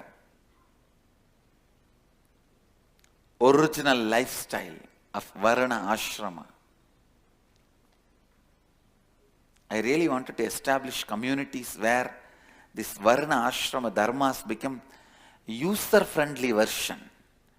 The user-friendly version of Varna Ashrama dharma is kept alive. The possibility for graduating different Varnas, ashramas to the next levels. A deep, intelligent insight into your life, into the paradox of patterns, powerfulness, powerlessness. What you resist persists. Life should neither be resisted nor be accepted. Understand? Acceptance makes you lazy. Resistance makes you powerless. Neither resisting nor accepting is the strategy for life. Neither resisting nor accepting is the strategy for life.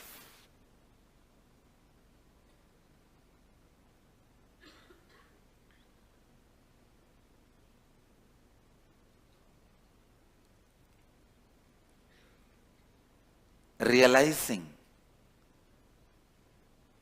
the reality of life by this one secret: always be powerful. Always be powerful. That is the essence of today's satsang.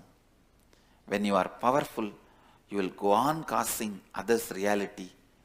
You will have the ability to speak into others' listening. The essence of today's satsang: go on causing others' reality. All the fears, greed, everything you go through is superficial, not even skin deep. It is just some dust fallen on your skin. It is neither wound nor deep. Understand this truth. Just like some little dust fell on your skin, which you can wipe it, which you can clean it casually, without much effort. All the fears, all the greed, all the powerlessness you are going through is just simple dust. Unfortunately, you do not want to respect your problems as simple dust, because 90% of what you consider as your being on huge wars of life, too big, whatever you have been taught as too big, as core of your being, is mere dust. If you accept your problems, powerlessness is mere dust. You need to literally drop your being, and you don't know which one to hang on, hold on. That is why you kept your old being alive and suffered a lot. Now I am telling you, I am Paramashiva, fully available to all of you. Absolutely available to all of you. Me, Paramashiva, here, fully available to all of you. Decide to drop your powerlessness, fear, greed, non-integrity, a low way of existing. Drop all of it. I am available now here. Understand? when you hold me, allow me to manifest through you all your lower level, all your powerlessness, fear, greed, non-integrity, everything will become irrelevant. That is why I decided I want to make myself available to all of you.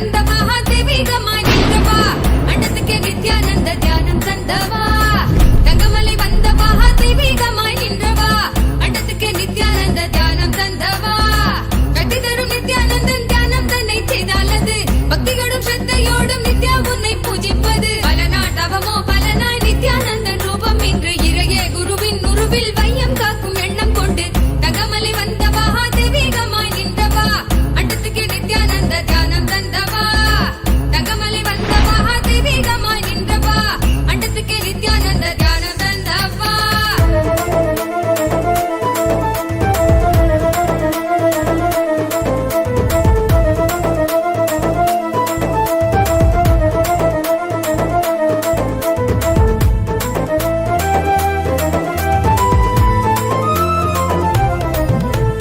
சொர்க்கம் என்றாலே அன்பு வழிதானே என்றே நீ உற்சாகமாக உணர்த்திட இன்பம் கண்டோமே சொர்க்கம் என்றாலே அன்பு வழிதானே என்றே நீ உற்சாகமாக உணர்த்திட இன்பம் கண்டோமே உள்ளமது சொர்க்கம் அதை அண்ட தன்னில் தான் தேடுது உள்ளுரையும் ஆனந்தத்தின் எல்லை மீற உண்டாகுது நாடும் மடியாரை நித்திய தியானம் தன்னை தந்து இங்கு தேடும் சுக வாழ்வை தர நித்யானந்தன் ரூபம் கொண்டு தங்கமலை வந்தவா தெய்வீகமாய் நின்றவா அண்டத்துக்கு நித்யானந்த தியானம் தந்தவா தங்கமலை வந்தவா தெய்வீகமாய் நின்றவா அண்டத்துக்கு நித்யானந்த தியானம் தந்தவா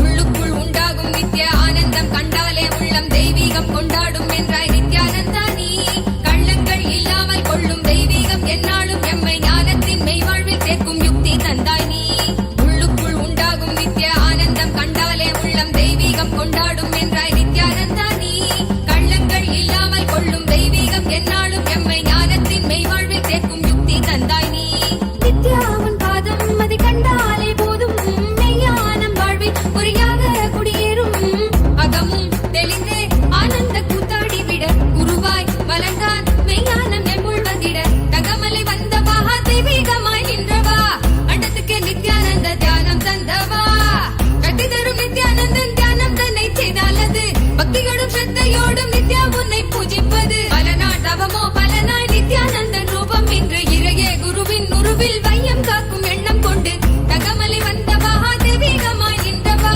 அண்டத்துக்கே நித்யானந்த தியானம் தந்தவா அண்டத்துக்கே நித்யானந்த தியானம் தந்தவா அண்டத்துக்கே நித்யானந்த தியானம் தந்தவா அண்டத்துக்கே நித்யானந்த தியானம் தந்தவா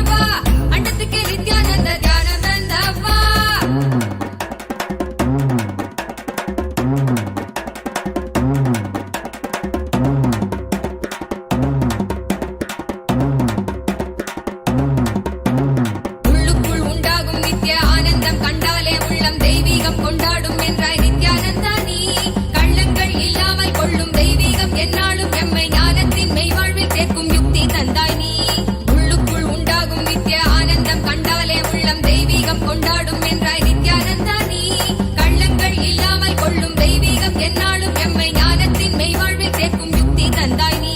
நித்யா உன் பாதம் அதை கண்டாலே போதும், மெய்ஞானம் வாழ்வில் பொறியாக குடியேறும். அகமும் தெளிந்தே ஆனந்த கூத்தாடிவிட, குருவாய் வளர்ந்தான் மெய்ஞானம் எம்முள் வந்திட.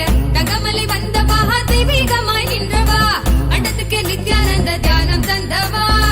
கட்டி தரும் நித்யானந்தன் தியானம் தன்னை செய்தாலது, பக்தியோடும் ஸ்ரத்தையோடும் நித்யா உன்னை பூஜிப்பது. பல நாள் தவமோ பல நாள் நித்யானந்தன் ரூபம் இன்று இறையே குருவின் உருவில் வையம் காக்கும் எண்ணம் கொண்டு. தகமலை வந்தவா தெய்வீகமாய் நின்றவா, அண்டத்துக்கு நித்யானந்த தியானம் தந்தவா. அண்டத்துக்கு நித்யானந்த தியானம் தந்தவா. அண்டத்துக்கு நித்யானந்த. நட்பின் உருவாய் வந்த களிப்பால் கட்டு கடங்கா மகிழ்வு கொண்டே மலை போல் வரும் துயர் யாவையும் நொடிப்போதினில் பொடியாக்கிட புயலாய் வருவான், துணையென வருவான். ஜென்ம ஜென்மமாய் செய்த தவமோ உற்ற நண்பனாய் நித்யானந்தன் வந்து உதித்தான்.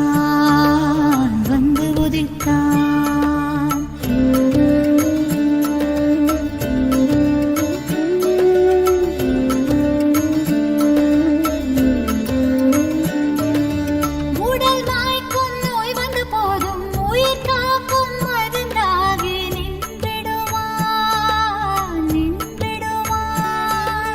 மனம் காட்டும் இடர்கள் தீர இதம் சேர்க்கும் வார்த்தைகளை பேசிடுவான்.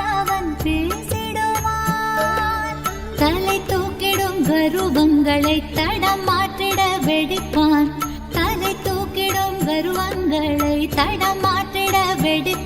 பின் கருணை மழையாய் பொழிவான். தினம் கருணை மழையாய் பொழிவான். பின் கருணை மழையாய் பொழிவான். தினம் கருணை மழையாய் பொழிவான். ஜென்ம ஜென்மமாய் செய்த தவமோ உற்ற நண்பனாய் நித்யானந்தன் வந்து உதித்தான்.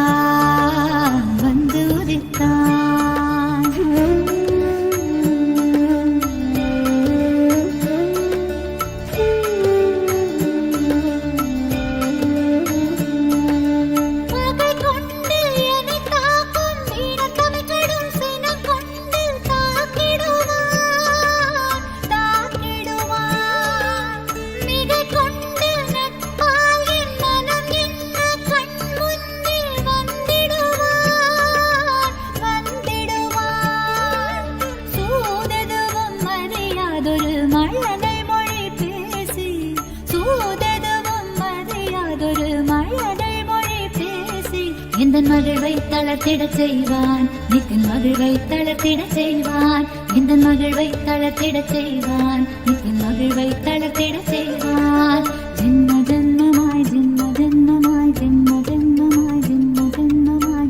ஜென்மமாய் செய்த தவமோ உற்ற நண்பனாய் நித்யானந்தன் வந்து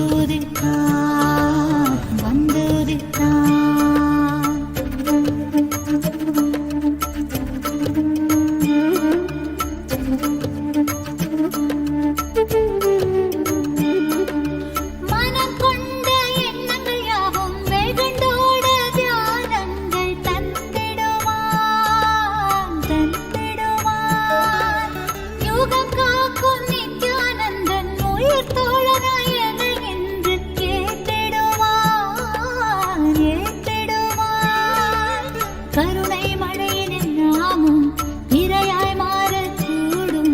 அவன் கருணை மழையினில் நாமும் இரையாய் மாறக்கூடும். சரணம் அடைந்தால் அருள்வான். அவன் சரணம் அடைந்தால் அருள்வான். சரணம் அடைந்தால் அருள்வான். அவன் சரணம் அடைந்தால் அருள்வான். ஜென்ம ஜென்மமாய் செய்த தவமோ உற்ற நண்பனாய் நித்யானந்தனும் வந்து உதித்தான்.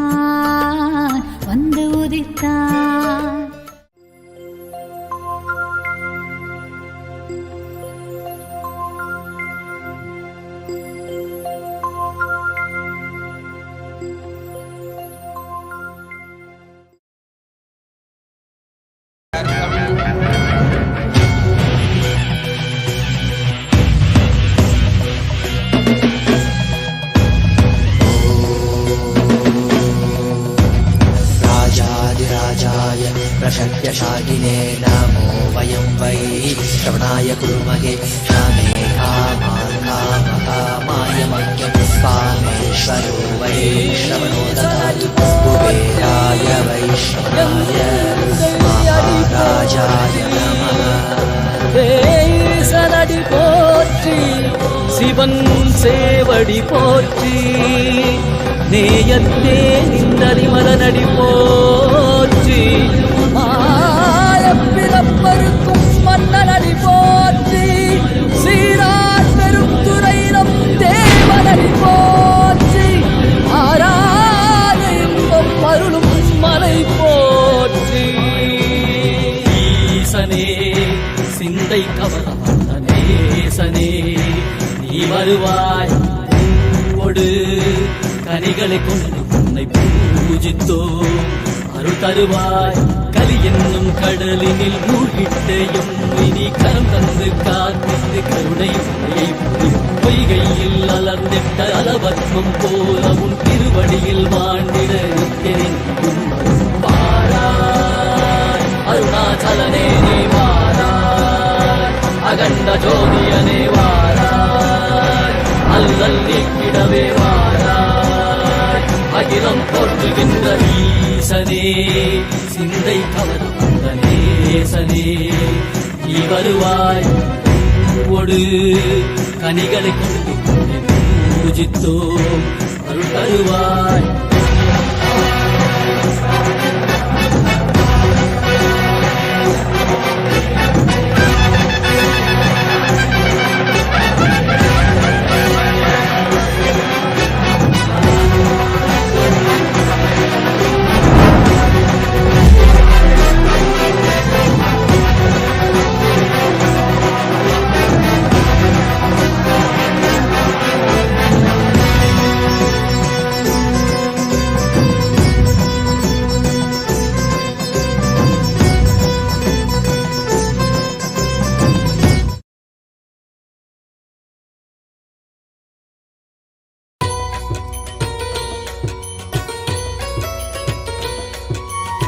हृदयं पुण्यं सर्वशत्रुविनाशनं जयावहं जपे नित्यम् अक्षयं परमं शिवं कोटिसूर्यस्वरूपिणम् आनन्दगन्ध ईश्वरं भक्तहृदयनिवासिनं नित्यानन्दं नमोऽस्तुते कोटिसूर्यस्वरूपिणम् आनन्दगन्ध ईश्वरं भक्तहृदयनिवासिनं नित्यानन्दं नमोऽस्तुते सर्वमङ्गलमाङ्गल्यं सर्वपापप्रणाशनं चिन्ताशोकप्रशमनम् आयुर्वर्धनमुत्तमं कोटिसूर्यस्वरूपिणम् आनन्दगन्ध ईश्वरं भक्तहृदयनिवासिनं नित्यानन्दं नमोऽस्तुते कोटिसूर्यस्वरूपिणम् आनन्दगन्ध ईश्वरं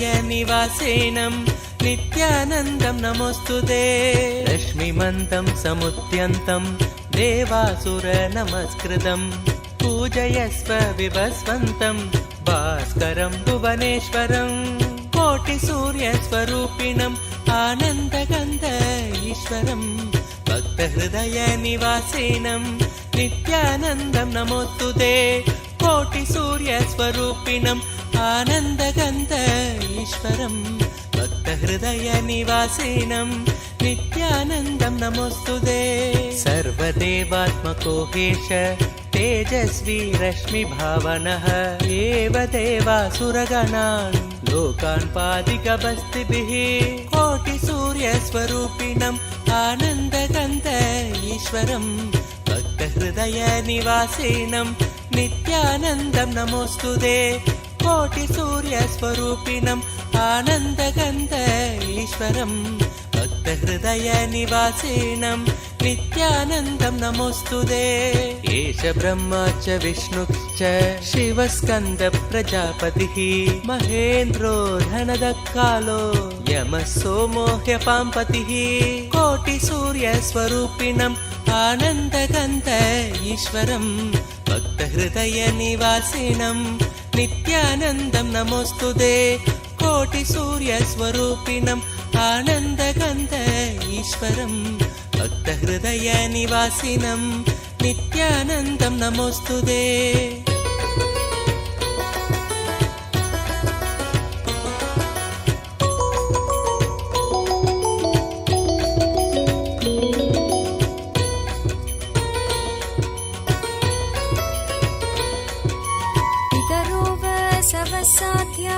यश्विनौ मरुतो मनुः वायुर्वाग्नि प्रजा प्राण ऋतुकर्ता प्रभाकरः।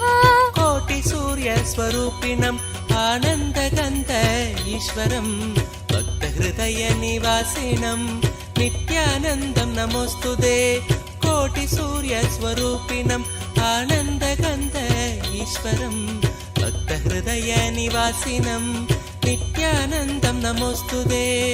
आदित्य सविता सूर्य खगशोषागभस्तिमान् सुवर्ण सखशोभानुर्हिरण्यरेता दिवाकर। कोटिसूर्यस्वरूपिणम् आनन्दगन्ध ईश्वरं भक्तहृदयनिवासिनं नित्यानन्दं नमोऽस्तुते। कोटिसूर्यस्वरूपिणम् आनन्दगन्ध ईश्वरं भक्तहृदयनिवासिनं नित्यानन्दं नमोऽस्तुते। हरिदश्व सहस्रार्चि सप्त सप्तिर्मरीचिमान् तिमिरोन्मत्तन् शम्भुत्विष्ट मार्ताण्डांशुमान्। कोटिसूर्यस्वरूपिणम् आनन्दगन्ध ईश्वरं भक्तहृदयनिवासिनं नित्यानन्दं नमोऽस्तुते। कोटिसूर्यस्वरूपिणम् आनन्दगन्ध ईश्वरं भक्तहृदयनिवासिनं नित्यानन्दं नमोऽस्तुते। हिरण्यगर्भ शिशिरः स्तपनो भास्करो रविः अग्निगर्भो अदिदे पुत्र शङ्कर शिशिरनाशनः। कोटिसूर्यस्वरूपिणम् आनन्दगन्ध ईश्वरं भक्तहृदयनिवासिनं नित्यानन्दं नमोऽस्तुते।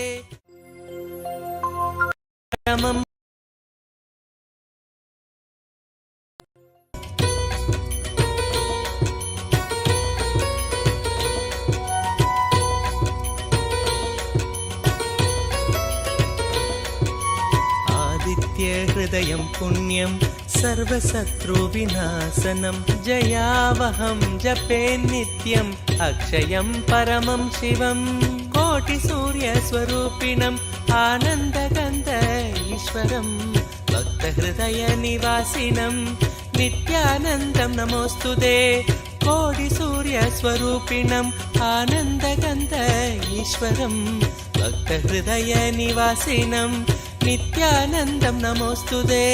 सर्वमङ्गलमाङ्गल्यं सर्वपापप्रणाशनं चिन्ताशोकप्रशमनम् आयुर्वर्धनमुत्तमम्। कोटिसूर्यस्वरूपिणम् आनन्दगन्ध ईश्वरं भक्तहृदयनिवासिनं नित्यानन्दं नमोऽस्तुते। कोटिसूर्यस्वरूपिणम् आनन्दगन्ध ईश्वरं भक्तहृदयनिवासिनं नित्यानन्दं नमोऽस्तुते। रश्मिमन्तं समुद्यन्तं देवासुरनमस्कृतं पूजयस्व विभस्वन्तं भास्करं भुवनेश्वरं। कोटिसूर्यस्वरूपिणम् आनन्दगन्ध ईश्वरं भक्तहृदयनिवासिनं नित्यानन्दं नमोऽस्तुते। कोटिसूर्यस्वरूपिणम् आनन्दगन्ध ईश्वरं भक्तहृदयनिवासिनं नित्यानन्दं नमोऽस्तुते। सर्वदेवात्मको हेश तेजस्वी रश्मिभावनः एव देवासुरगणान् लोकान् पादिकबस्तिभिः। कोटिसूर्यस्वरूपिणम् आनन्दगन्ध ईश्वरं भक्तहृदयनिवासिनं नित्यानन्दं नमोऽस्तुते। कोटिसूर्यस्वरूपिणम् आनन्दगन्ध ईश्वरं भक्तहृदयनिवासिनं नित्यानन्दं नमोऽस्तुते। एष ब्रह्मा च विष्णुश्च शिवस्कन्द प्रजापतिः महेन्द्रो धनदकालो यमः सोमो ह्यपाम्पतिः। कोटिसूर्यस्वरूपिणम् आनन्दगन्ध ईश्वरं भक्तहृदयनिवासिनं नित्यानन्दं नमोऽस्तुते कोटिसूर्यस्वरूपिणम् आनन्दगन्ध ईश्वरं भक्तहृदयनिवासिनं नित्यानन्दं नमोऽस्तुते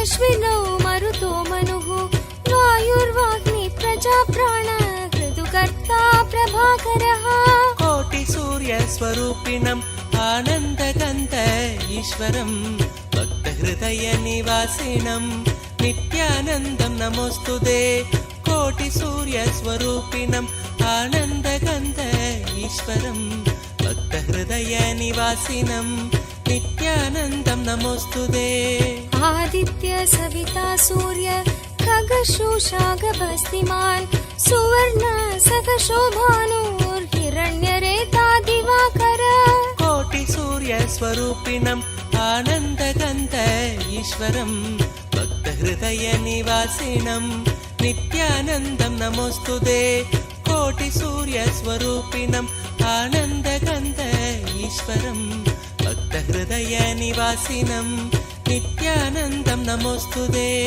हरिदश्व सहस्रार्चि सप्त सप्तिर्मरीचिमान् तिमिरोन्मत्तन् शम्भुत्विष्ट मार्ताण्डांशुमान् कोटिसूर्यस्वरूपिणम् आनन्दगन्ध ईश्वरं भक्तहृदयनिवासिनं नित्यानन्दं नमोऽस्तुते कोटिसूर्यस्वरूपिणम् आनन्दगन्ध ईश्वरं भक्तहृदयनिवासिनं नित्यानन्दं नमोऽस्तुते हिरण्यगर्भ शिशिरः स्तपनो भास्करो रविः अग्निगर्भो अदिते पुत्र शङ्कर शिशिरनाशनः कोटिसूर्यस्वरूपिणम् आनन्दगन्ध ईश्वरं भक्तहृदयनिवासिनं नित्यानन्दं नमोऽस्तुते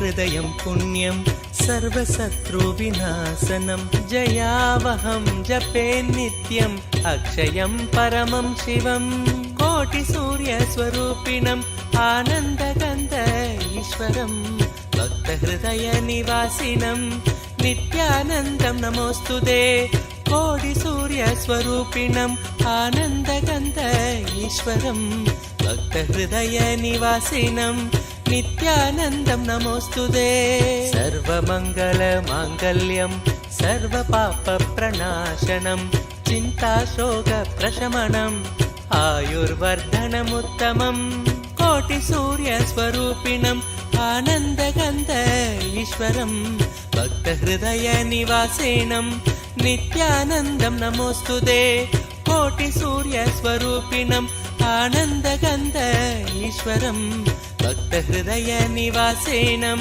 नित्यानन्दं नमोऽस्तुते रश्मिमन्तं समुद्यन्तं देवासुरनमस्कृतं पूजयस्व विभस्वन्तं भास्करं भुवनेश्वरं कोटिसूर्यस्वरूपिणम् आनन्दगन्ध ईश्वरं भक्तहृदयनिवासिनं नित्यानन्दं नमोऽस्तुते कोटिसूर्यस्वरूपिणम् आनन्दगन्ध ईश्वरं भक्तहृदयनिवासिनं नित्यानन्दं नमोऽस्तुते सर्वदेवात्मको हेश तेजस्वी रश्मिभावनः एव देवासुरगणान् लोकान् पादिकबस्तिभिः कोटिसूर्यस्वरूपिणम् आनन्दगन्ध ईश्वरं भक्तहृदयनिवासिनं नित्यानन्दं नमोऽस्तुते कोटिसूर्यस्वरूपिणम् आनन्दगन्ध ईश्वरं भक्तहृदयनिवासिनं नित्यानन्दं नमोऽस्तुते एष ब्रह्मा च विष्णुश्च शिवस्कन्द प्रजापतिः महेन्द्रो धनदकालो यमः सोमो ह्यपाम्पतिः कोटिसूर्यस्वरूपिणम् आनन्दगन्ध ईश्वरं भक्तहृदयनिवासिनं नित्यानन्दं नमोऽस्तुते कोटिसूर्यस्वरूपिणम् आनन्दगन्ध ईश्वरं भक्तहृदयनिवासिनं नित्यानन्दं नमोऽस्तुते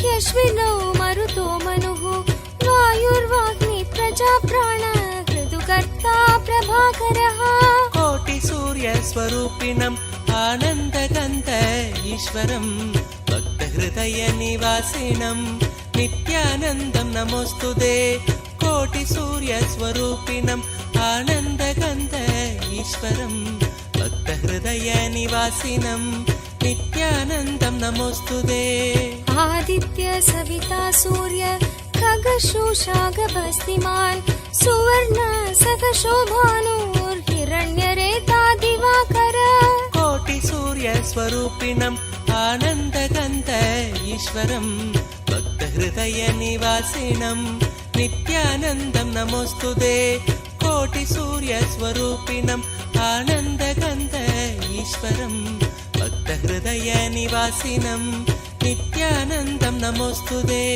हरिदश्व सहस्रार्चि सप्तसप्तिर्मरीचिमान् तिमिरोन्मत्तन् शम्भुत्विष्टा मार्ताण्डांशुमान् कोटिसूर्यस्वरूपिणम् आनन्दगन्ध ईश्वरं भक्तहृदयनिवासिनं नित्यानन्दं नमोऽस्तुते कोटिसूर्यस्वरूपिणम् आनन्दगन्ध ईश्वरं भक्तहृदयनिवासिनं नित्यानन्दं नमोऽस्तुते हिरण्यगर्भ शिशिरः स्तपनो भास्करो रविः अग्निगर्भो अदिदे पुत्र शङ्कः शिशिरनाशनः कोटिसूर्यस्वरूपिणम् आनन्दगन्ध ईश्वरं भक्तहृदयनिवासिनं नित्यानन्दं नमोऽस्तुते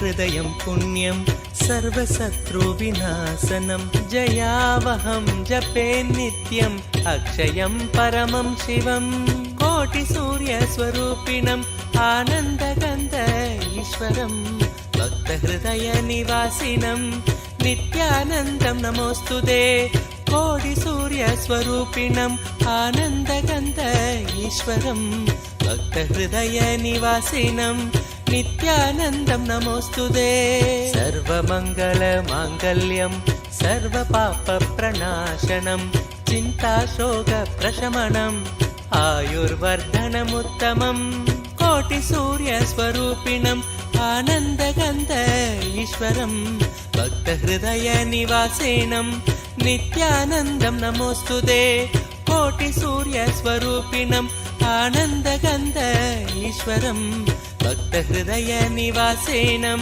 नित्यानन्दं नमोऽस्तुते रश्मिमन्तं समुद्यन्तं देवासुरनमस्कृतं पूजयस्व विभस्वन्तं भास्करं भुवनेश्वरं कोटिसूर्यस्वरूपिणम् आनन्दगन्ध ईश्वरं भक्तहृदयनिवासिनं नित्यानन्दं नमोऽस्तुते कोटिसूर्यस्वरूपिणम् आनन्दगन्ध ईश्वरं भक्तहृदयनिवासिनं नित्यानन्दं नमोऽस्तुते सर्वदेवात्मको हेश तेजस्वी रश्मिभावनः एव देवासुरगणान् लोकान् पादिकबस्तिभिः कोटिसूर्यस्वरूपिणम् आनन्दगन्ध ईश्वरं भक्तहृदयनिवासिनं नित्यानन्दं नमोऽस्तुते कोटिसूर्यस्वरूपिणम् आनन्दगन्ध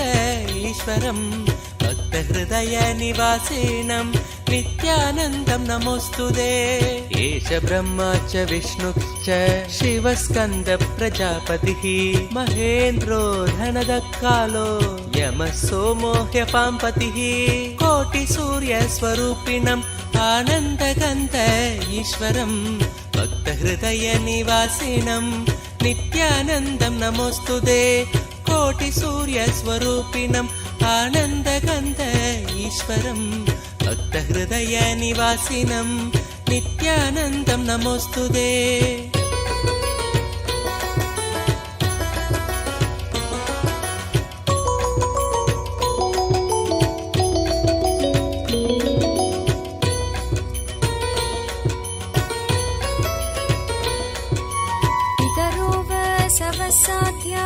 ह्यश्विनौ मरुतो मनुः वायुर्वाग्नि प्रजा प्राण हृदुकर्ता प्रभाकरः कोटिसूर्यस्वरूपिणम् आनन्दगन्ध ईश्वरं भक्तहृदयनिवासिनं नित्यानन्दं नमोऽस्तुते।